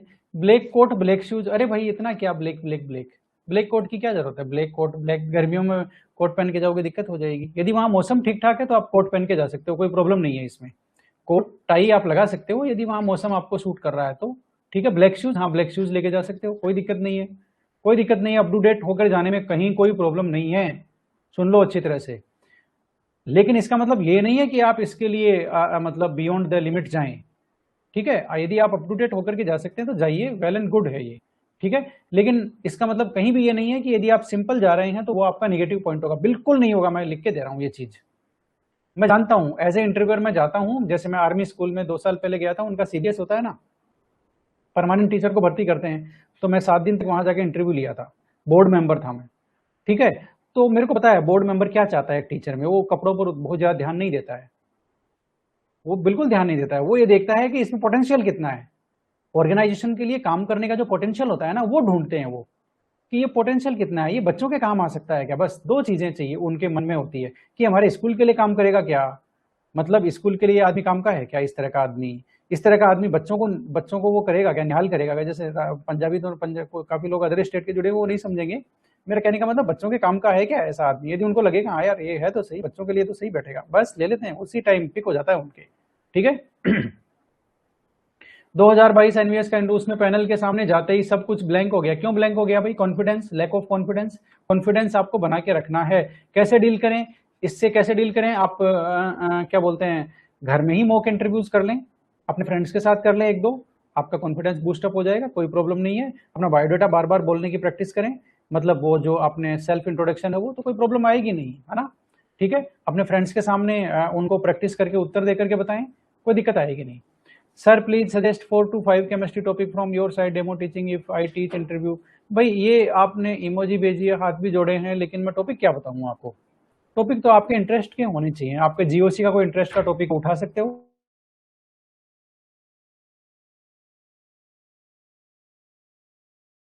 ये बात आप ग्रुप में भी डिस्कस कर सकते हो कि भाई डेमो टीचिंग के लिए क्या क्या प्रिपेयर करें, तो कोई बता देगा, ये टॉपिक है, कोई ज्यादा खास बात नहीं है, ठीक है ना। ऑर्गेनिक में आप जीओसी का कोई टॉपिक ले सकते हो, कोई दिक्कत नहीं है ना, कई कई कॉन्सेप्चुअल टॉपिक है ऑर्गेनिक में, है ना, आप ले सकते हो कहीं कोई जैसे न्यूक्लियोफिलिक सब्स्टिट्यूशन रिएक्शन है, SN1 रिएक्शन, SN2 रिएक्शन, आपकी न्यूक्लियोफिलिक एडिशन रिएक्शन है, इलेक्ट्रोफिलिक एडिशन रिएक्शन है, इस तरह की रिएक्शन मैकेनिज्म का टॉपिक आप ले सकते हो, कोई दिक्कत नहीं है ऑर्गेनिक में। फिजिकल में आप पर्टिकुलर सेक्शन ले सकते हो कोई भी, जैसे फर्स्ट ऑर्डर रिएक्शन आपने ले ली, फर्स्ट ऑर्डर रिएक्शन क्या होती है, उसका इंटीग्रेटेड रेट इक्वेशन क्या होता है, टी हाफ कैसे निकालते हैं, आप इंटरेस्टिंग तरीके से बता सकते हो, रेट लो क्या होता है, ठीक है, तो इस तरह से आप वो केमिकल काइनेटिक्स में ले सकते हो, आरएनए इक्वेशन ले सकते हो, है ना, ठीक है, और इसी तरह से इलेक्ट्रोकेमिस्ट्री में नाइस्ट इक्वेशन ले सकते हो, डेनियल सेल की वर्किंग आप समझा सकते हो, डेनियल सेल कैसे काम करता है, इलेक्ट्रोकेमिकल सीरीज आप शुरू कर सकते हो, कोई प्रॉब्लम नहीं है, अच्छे अच्छे टॉपिक है बहुत सारे। सॉल्यूशन में आप बता सकते हो कि कोलिगेटिव प्रॉपर्टीज क्या होती है, राउल्ट्स लॉ ले सकते हो सॉल्यूशन में, हेनरीज लॉ ले सकते हो, कंसंट्रेशन के मेथड्स ले सकते हो, मोलरिटी मोलरिटी, बहुत सारे टॉपिक है भाई, आप समझो, है ना, हेलो एल्केन से स्टीरियो केमिस्ट्री का टॉपिक ले सकते हो, हेलो एल्केन में से कोई प्रॉब्लम नहीं है, क्या दिक्कत है बताओ, बात समझ में आई, तो आप कॉन्सेप्चुअल टॉपिक पे जाओ, ठीक है, इतना आइडिया तो मैंने दे दिया, बहुत है इतना तो। Chemistry subject core question based और, हाँ मतलब ये 11-12 लेवल से आपके क्वेश्चन होंगे, एमएससी लेवल के नहीं होंगे। इंटरव्यू की जनरल ड्यूरेशन क्या होती है, 15 से 20 मिनट, इन विच मंथ का तो पता नहीं भाई, वो हो जाएंगे, लेकिन इंटरव्यू आपके ये मान के चलो नवंबर से पहले पहले हो जाएंगे, अक्टूबर में, नवंबर से अक्टूबर में इंटरव्यू हो सकते हैं मेरे को लग रहा है जहां तक। How to prepare for classroom lab situation question, lab situation question क्या होती है, how to handle big class, big class क्या होता है भाई, केवीएस में 40 बच्चों का एक क्लास होता है, और बिग क्लास कहाँ से आएगी, कोई कोचिंग थोड़ी है 1500 बच्चे एक साथ बैठे हैं। How to avoid any accident in lab, हाँ बिल्कुल, लेबोरेटरीज में ये बात इन्होंने याद दिलाई, लेबोरेटरीज में एक्सीडेंट से रिलेटेड जो क्वेश्चंस होते हैं ना, आप उनको ध्यान में रख के जाना, कि किसी बच्चे के ऊपर एसिड गिर गया तो आप क्या करेंगे बोल के एज ए टीचर, ठीक है, लेबोरेटरी में मान लेते हैं गैस सिस्टम, उसमें आग लग गई तो आप क्या करेंगे, तो इस तरह के क्वेश्चंस को आप तैयार करके जाना भाई, आपको जो प्रैक्टिकल बुक है ना उसमें देखना, उसमें इस तरह के मिलेंगे कि आप एसिड गिरने पर सोडियम बाइकार्बोनेट अप्लाई करोगे, नहीं करोगे, क्या करोगे क्या नहीं करोगे, वो आप देख के जाना। H2SO4 गिर गया तो आप पानी उसके ऊपर डालोगे कि नहीं डालोगे, पहले एक बेस डालोगे कि पानी डालोगे, क्या डालोगे नहीं डालोगे, वो सारा आप देख करके जाना। अभी मैं भी आपको एग्जैक्टली गाइड नहीं कर सकता, मेरे को एक बार रेफर करना पड़ेगा, ठीक है, तो लेकिन इस तरह के जो क्वेश्चन हैं वो आप उसको क्या बोलते हैं, अच्छी तरह से पढ़ के जाना, मेरा कहने का मतलब यही है, बात आपको समझ में आई, ठीक है ना, तो जनरली जैसे आंख में कुछ चला गया तो आपको लगातार उसको आंखें धुलवानी है, ठीक है ना, तो इस तरह के कई कई चीजें हैं।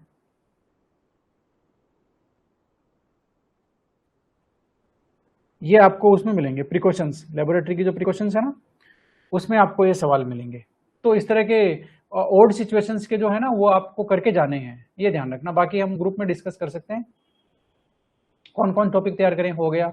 अबाउट माई गैप्स, हाँ गैप के बारे में आप उसका जवाब तैयार कर लें, बस झूठा सच्चा उससे क्या फर्क पड़ता है, बस आप जवाब तैयार कर लें कि मेरे को ये बताना है, ठीक है, जो भी आपके आगे पीछे का जो गैप के आगे पीछे आपने किया है ना उससे रिलेटेड आप एक जवाब तैयार कर लें।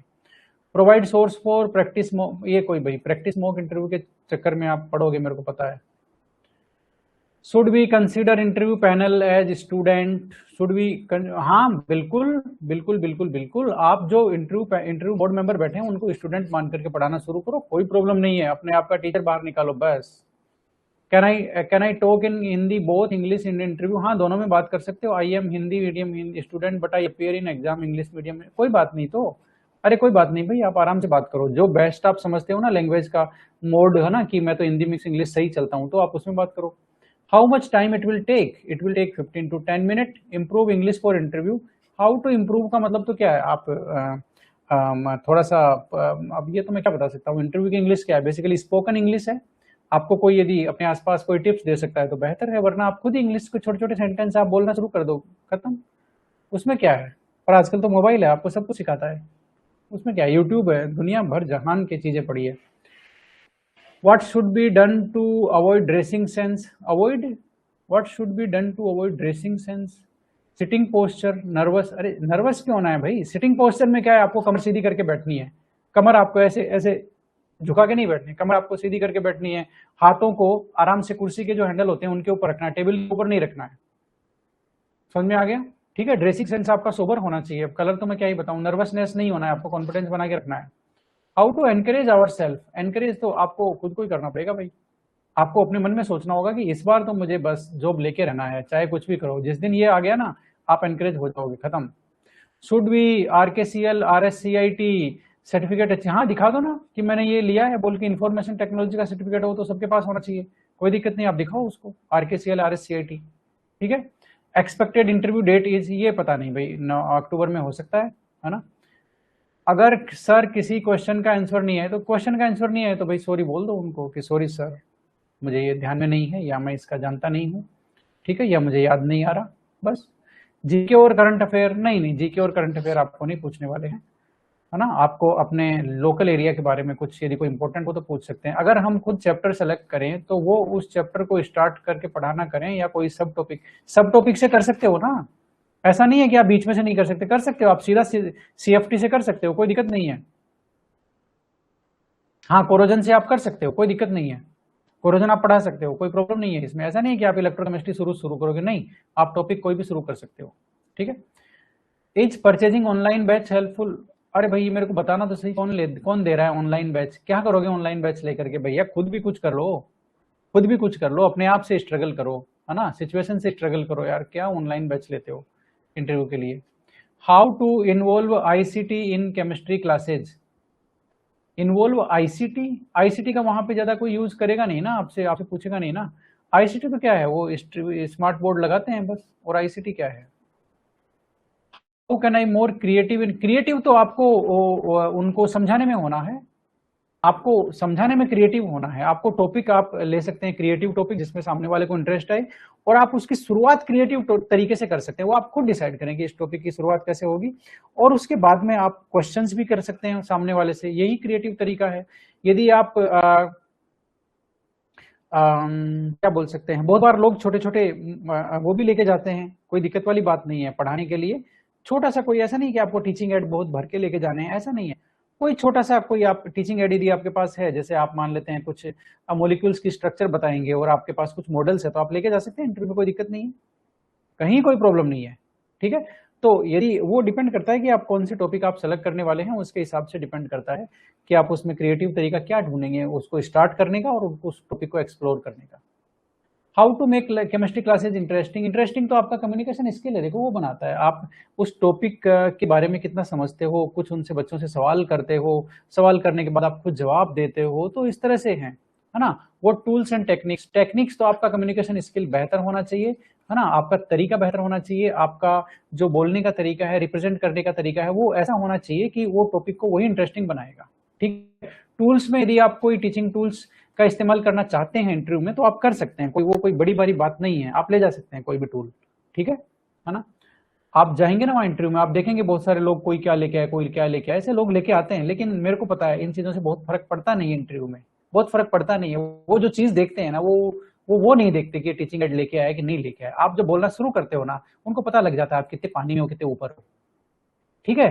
तो बहुत ज्यादा, इसलिए मैं कह रहा हूं ना कि ड्रेसिंग सेंस आप इसको लॉन्ग लास्टिक मत मान के चलो कि बोर्ड पे आपका इंपैक्ट ड्रेसिंग सेंस की वजह से जाएगा, नहीं जाएगा।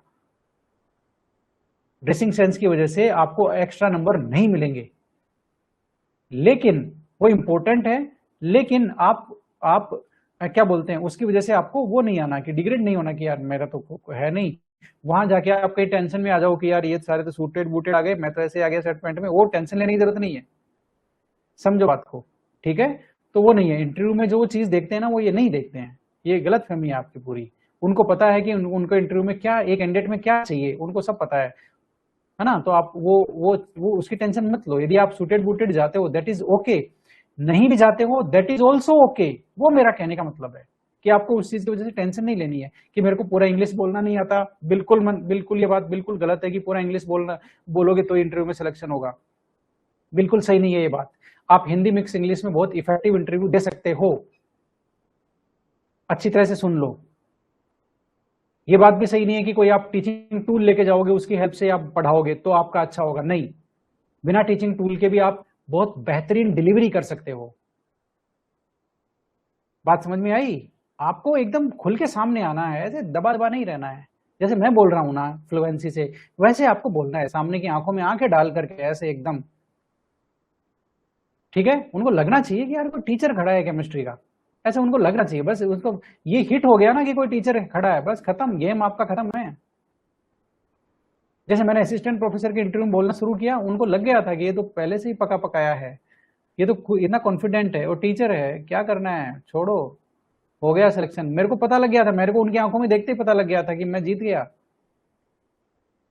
क्योंकि वो मेरे इन्फ्लुएंस में आ गए थे। मैं जिस तरह से बात कर रहा था ना, जिस सहज तरीके से और जिस कॉन्फिडेंस से बात कर रहा था, जैसे जवाब दे रहा था, उनको लग गया था कि यार ये तो मैच्योर टीचर है, ये तो बहुत अच्छा है, कोई बात नहीं। तो मेरे को लग गया था कि ये मेरे इन्फ्लुएंस में आ गए और मैं जीत गया, मेरे को सेफ निकलना है यहां से बस, ठीक है। अगर आंसर ना दे पाए तो डायरेक्ट बोल दें कि मुझे मालूम नहीं। नहीं, ऐसे डायरेक्ट नहीं बोलते हैं। डायरेक्ट देखो, किसी को मना करते हैं ना इस दुनिया में, सुनो, नहीं सुनने क्या, नहीं सुनना इस दुनिया में कोई पसंद नहीं करता है, ये एक नॉर्मल एटीट्यूड की बात है। नहीं सुनना इस दुनिया में कोई पसंद नहीं करता, ठीक है। आप सीधा मुंह पे मना मत करो, आप उसको घुमा फिरा के बोलने की कोशिश करो। जैसे कोई आपको सवाल का जवाब बिल्कुल आपको नहीं आता है, तो आप सिंपली तरीके से कह सकते हो कि मैम मुझे अभी तो इसका याद नहीं आ रहा है, ठीक है, या मैं रिकॉल नहीं कर पा रहा हूं इसका जवाब। बात समझ में आई? या आप बोल सकते हो सॉरी मैम, ये मुझे ये याद नहीं आ रहा थोड़ा सा, ठीक है ना। ये बात है। ये कभी नहीं बोलना कि ये चैप्टर तो मैंने पढ़े नहीं है, ये नहीं बोलना। एक तो कभी ये नहीं बोलना कि नहीं नहीं इस तरह के तो मुझे आते नहीं है बोल करके, ये नहीं बोलना कभी, ठीक है। आप सोबर रह करके बोल सकते हो कि सर ये सवाल तो मुझे याद नहीं आ रहा सर, इसका आंसर जो है वो मैं रिकॉल नहीं कर पा रहा हूँ, सॉरी सर, खत्म, ठीक है। वाई नॉट ज्वाइन पीएचडी, ये वो आपको पूछेंगे, मान लेते हैं, वैसे तो पूछेंगे नहीं लेकिन पूछते ही हैं, तो आप उनको बता सकते हो कि भाई पीएचडी मैंने क्यों ज्वाइन नहीं करी, क्योंकि मैं जॉब को प्रीफर करता हूं सर, और टीचिंग जो है वो मेरा पैशन है, इसलिए मैंने पहले जॉब लेने को वो जरूरी समझा, इसलिए मैं कंपटीशन एग्जाम्स की तैयारी कर रहा था और मैं क्या बोलते हैं, मैं इधर आ गया। उसमें क्या दिक्कत है? कोई प्रॉब्लम नहीं है इसमें। Is there any requirement related to prepare lesson plan hard copy? नहीं, हार्ड कॉपी में कोई लेसन प्लान नहीं चाहिए। टीचिंग लर्निंग मटेरियल, यदि आप कोई इंटरेस्टिंग मटेरियल आपके पास है ना, जिसको आप पढ़ाओगे जिसकी हेल्प से, तो ठीक है, बेस्ट है, कोई दिक्कत नहीं है इसमें। टीचिंग लर्निंग मटेरियल यदि आप लेके जाते हो ना, that is not bad, that is good, कोई प्रॉब्लम नहीं है, आप लेके जाओ, कोई दिक्कत नहीं है, ठीक है। नहीं लेके जाओगे तो ऐसा नहीं है कि वो निगेटिव पॉइंट है, नहीं, नहीं लेके जाने वाला बिल्कुल निगेटिव पॉइंट नहीं है, सुन लेना अच्छी तरह से, ठीक है। हाँ, क्योंकि मैं जब था ना तब भी, अब मैं तो क्या है सीधा सिंपल, मतलब मेरा तो जो बैकग्राउंड था वो उतना सिटी वाला नहीं था, ठीक है। वहां जो लोग आए थे ना वो बिल्कुल कोई मॉडल हाथ में लिया है, मतलब सूटेड बूटेड है और ये सब था वहां पर, लेकिन कहीं ना कहीं मेरे को ये पता था कि इनके पास वो नहीं है जो मेरे पास है। मेरे को ये चीज पता थी क्योंकि मैं उस समय सब्जेक्ट में बहुत अच्छा था, बहुत अच्छा था। 2004 में मेरी पीजी थी, 4 के बाद में मैंने सिर्फ सब्जेक्ट पढ़ाई की 2006 तक, तो मेरा सब्जेक्ट बहुत अच्छा था। मेरे को पता था कि मैं कहाँ पे जीतूंगा, ये मेरे को पता था, और वहीं हुआ, सब्जेक्ट में मैं जीत गया। सब्जेक्ट जब उन्होंने मुझसे पूछना शुरू किया ना, तब उनको लग गया कि यार इसको आता तो है। बस वहीं मेरा गेम खत्म हो गया था। ठीक है, तो मैं कॉन्फिडेंट था अपनी पढ़ाई की वजह से, मैं कॉन्फिडेंट था, मेरे को पता था कि मैं करके आया हूँ, तैयारी करके आया हूँ मैं। ठीक है, ये बात थी। तो वो फिर फाइनली वो सही भी हुआ और मुझे धीरे धीरे ये समझ आई, और आज मेरी उम्र भी 40 से ऊपर हो चुकी है बोल करके, तो मुझे ये समझ में आता है कि एक ऑर्गेनाइजेशन जब इंटरव्यू लेता है किसी का, तो वो क्या चाहता है, मुझे है समझ इसकी। इसलिए मैं कह रहा हूँ कि आपका आप सूटेड वूटेड हो या नहीं हो, इससे कोई फर्क नहीं पड़ेगा, आपकी ड्रेस सोबर होनी चाहिए। आप टीचिंग एड लेके जाते हो नहीं लेके जाते हो, इससे कोई फर्क नहीं पड़ेगा। आपका, आप बोर्ड के पास खड़े हो गए, आपका कम्युनिकेशन इफेक्टिव होना चाहिए, बात को समझो, आप कॉन्फिडेंटली बोलने चाहिए, वो ज्यादा इंपॉर्टेंट है। ठीक है, okay. How many topic should be prepare for demo teaching? Demo teaching के लिए एक चैप्टर और 2-3 टॉपिक जो भी आपके पसंद के हों। Should I need coaching? अरे नहीं भाई, सेल्फ स्टडी काफी है, कोचिंग मत जाओ रे।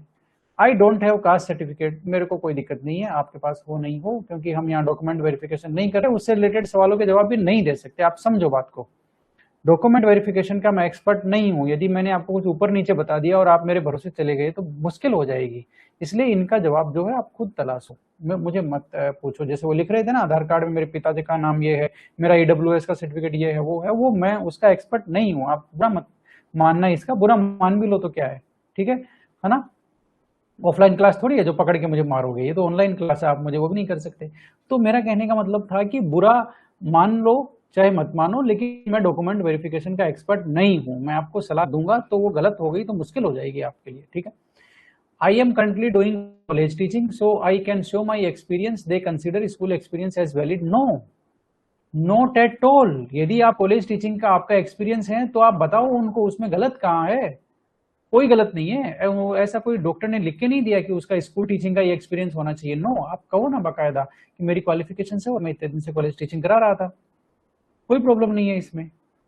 बेस्ट है, उनको चाहिए एक्सपीरियंस टीचर, इसमें कहाँ दिक्कत है? उनको वेल क्वालिफाइड चाहिए, डायनेमिक पर्सनैलिटी चाहिए उनको, वेल क्वालिफाइड चाहिए, कम्युनिकेशन स्किल अच्छा चाहिए उनको, एक्सपीरियंस लोग चाहिए उनको, बात को समझो। तो आपको छुपाना नहीं है अपने इस अचीवमेंट्स, आपको छुपाने नहीं है कभी भी, आप जो कर रहे हो वो भी छुपाना नहीं है, आपको बताना है, कोई दिक्कत नहीं है। My language is Hindi, they give me choice for easily spoken language, are they give me choice? नहीं भाई, वो मतलब आपको ऐसे नहीं कहेंगे कि आपको जो इसमें अच्छा लगता है वो बोलो, आप बोलना शुरू करो ना। आप, जाहिर सी बात है हिंदी बहुत सारे लोगों की होगी, लेकिन आपको शुरू में तो introduction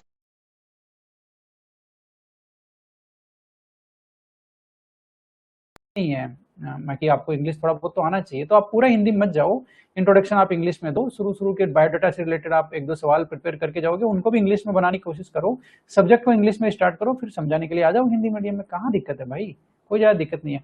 how to overcome interview anxiety? Interview anxiety आपकी कब कम होगी? आप मतलब क्या बोलते हैं, जो सवाल है उनको बोलने की प्रैक्टिस करो, डेमो की प्रैक्टिस करो, और क्या बोलते हैं, दूसरों के सामने अपने जवाब बोल करके सुनाओ उनको, कहाँ दिक्कत है।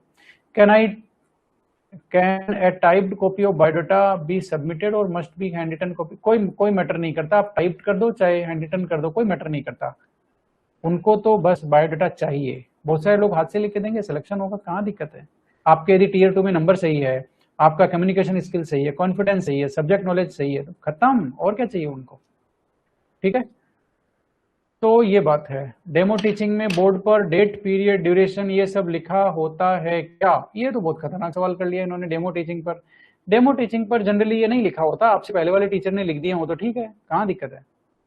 आपसे पहले वाले टीचर ने यदि लिख दिए तो ठीक है, वरना आप लिख दो, कोई प्रॉब्लम नहीं है, आप लिखो, ये उसके ऊपर डेट लिखो, और आप पीरियड नहीं भी लिखो तो डेट लिख करके, टॉपिक लिख करके आप शुरू कर सकते हो, कोई दिक्कत नहीं है इसमें, डेट लिखो, आप टॉपिक लिखो और शुरू करो। Kindly repeat how to reply question number 23. Question number 23. Can you repeat how to reply question number 23? Subject question 2 tier के सिलेबस, ये तो मैंने दे दिया। तो 23 क्या है भाई?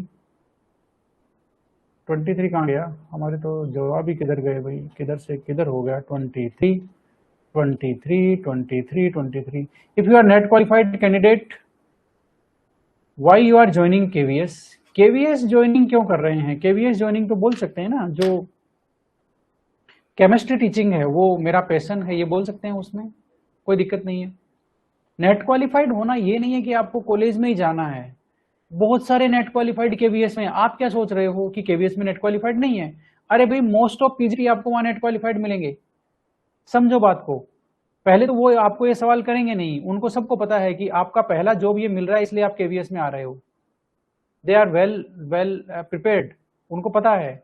तो आप ये मत सोचो कि आप अकेले नेट क्वालिफाइड जा रहे हो, नहीं। वहां पर मोस्ट ऑफ पीजीटी आपको नेट क्वालिफाइड, जेआरएफ क्वालिफाइड मिलेंगे। मैं खुद जेआरएफ क्वालिफाइड था।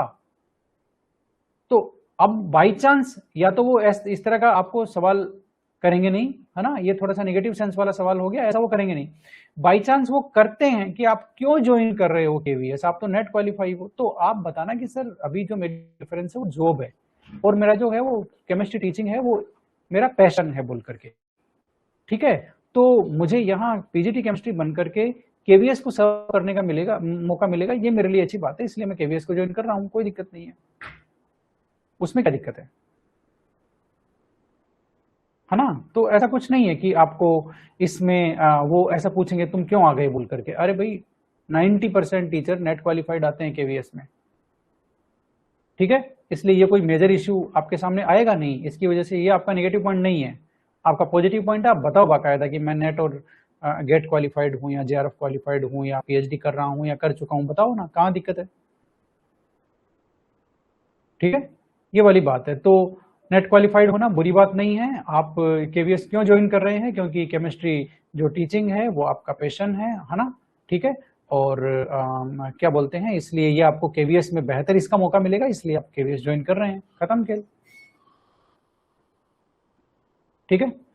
और पूछो, हो सकता है मैंने बहुत सारे सवालों के जवाब आपको बहुत अच्छे से नहीं दिए हो, लेकिन मैंने कोशिश की है एक डिफॉल्ट मोड में जाकर के जवाब देने की। क्वालिफिकेशन कहाँ तक ऐड करें सर? इंट्रोडक्शन में क्वालिफिकेशन, जितनी क्वालिफिकेशन ऐड कर दो भाई, उसमें क्या दिक्कत है? ये कह रहे हैं क्वालिफिकेशन कितनी ऐड करें, अरे जितनी है उतनी कर दो, उसमें क्या है। तो चलो फिर आज के लिए इतना ही, है ना। क्या आपको लगता है क्या कि हमने बहुत सही से डिस्कस किया है? बताना जरा, कोई भी अपने व्यूज है वो रख सकता है। हमने सही से डिस्कस किया है क्या मैं आपको बेहतर तरीके से बता पाया हूं क्या? बताना जरा। चलो ठीक है, कोई नहीं बोलेगा, है ना। ओके, तो मैं फिर चलता हूँ, टाटा बाय बाय। सिमरन लीन, हाँ देखो, जितना मैं समझता था, जितना मैं जानता था, उतना मैंने आपको बताने की कोशिश की है ना। और मोर ओवर मुझे लगता है आपका भी एक सीन क्लियर हो गया होगा आपको कि वहाँ होने क्या वाला है ना, क्या होने वाला है। आपको वहाँ एक सीन पिक्चर, एक पिक्चराइजेशन हो गया होगा। तो बस यही है बात, है ना। तो ये बात है, ठीक है। तो और ऐसा नहीं है कि मतलब मैं जो बता रहा हूँ वो हो सकता है मैं थोड़ा सा पुराना हो गया हूँ, इसलिए हो सकता है कि मेरी जो बातें हैं वो बहुत ज़्यादा रिलेवेंट आपको नहीं लगी हो, लेकिन हाँ, जो भी एक्सपीरियंस है मेरा इंटरव्यू का, वो मतलब मैं उसके बिहाफ पे बता रहा हूँ, और वो उसको मतलब क्या बोलते हैं, ऐसा एक्सपीरियंस नहीं कि जिसको कंसिडर नहीं किया जाए, कंसिडरेबल एक्सपीरियंस है मेरा। तो उसको मानते हुए मैंने सारी चीज़ें आपके सामने एकदम बिल्कुल खुले तौर पर रखी है ना। कि बहुत सारे लोगों का डाउट होता है कि हम क्या पहन के जाएं, तो वो एकदम बिल्कुल क्लियर है भाई। वहाँ जो आपके अंदर का जो टीचर सामने आएगा, जो नॉलेज होगा, जो कॉन्फिडेंस आएगा, वही असली विनर है। आप कुछ पहन के बहुत बढ़िया सूटेड बूटेड जाओगे, नहीं जाओगे, उससे बहुत फर्क नहीं पड़ने वाला है। Getting my point?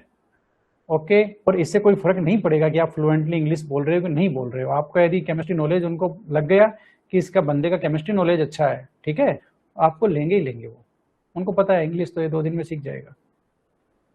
Okay, thank you very much, मिलते हैं।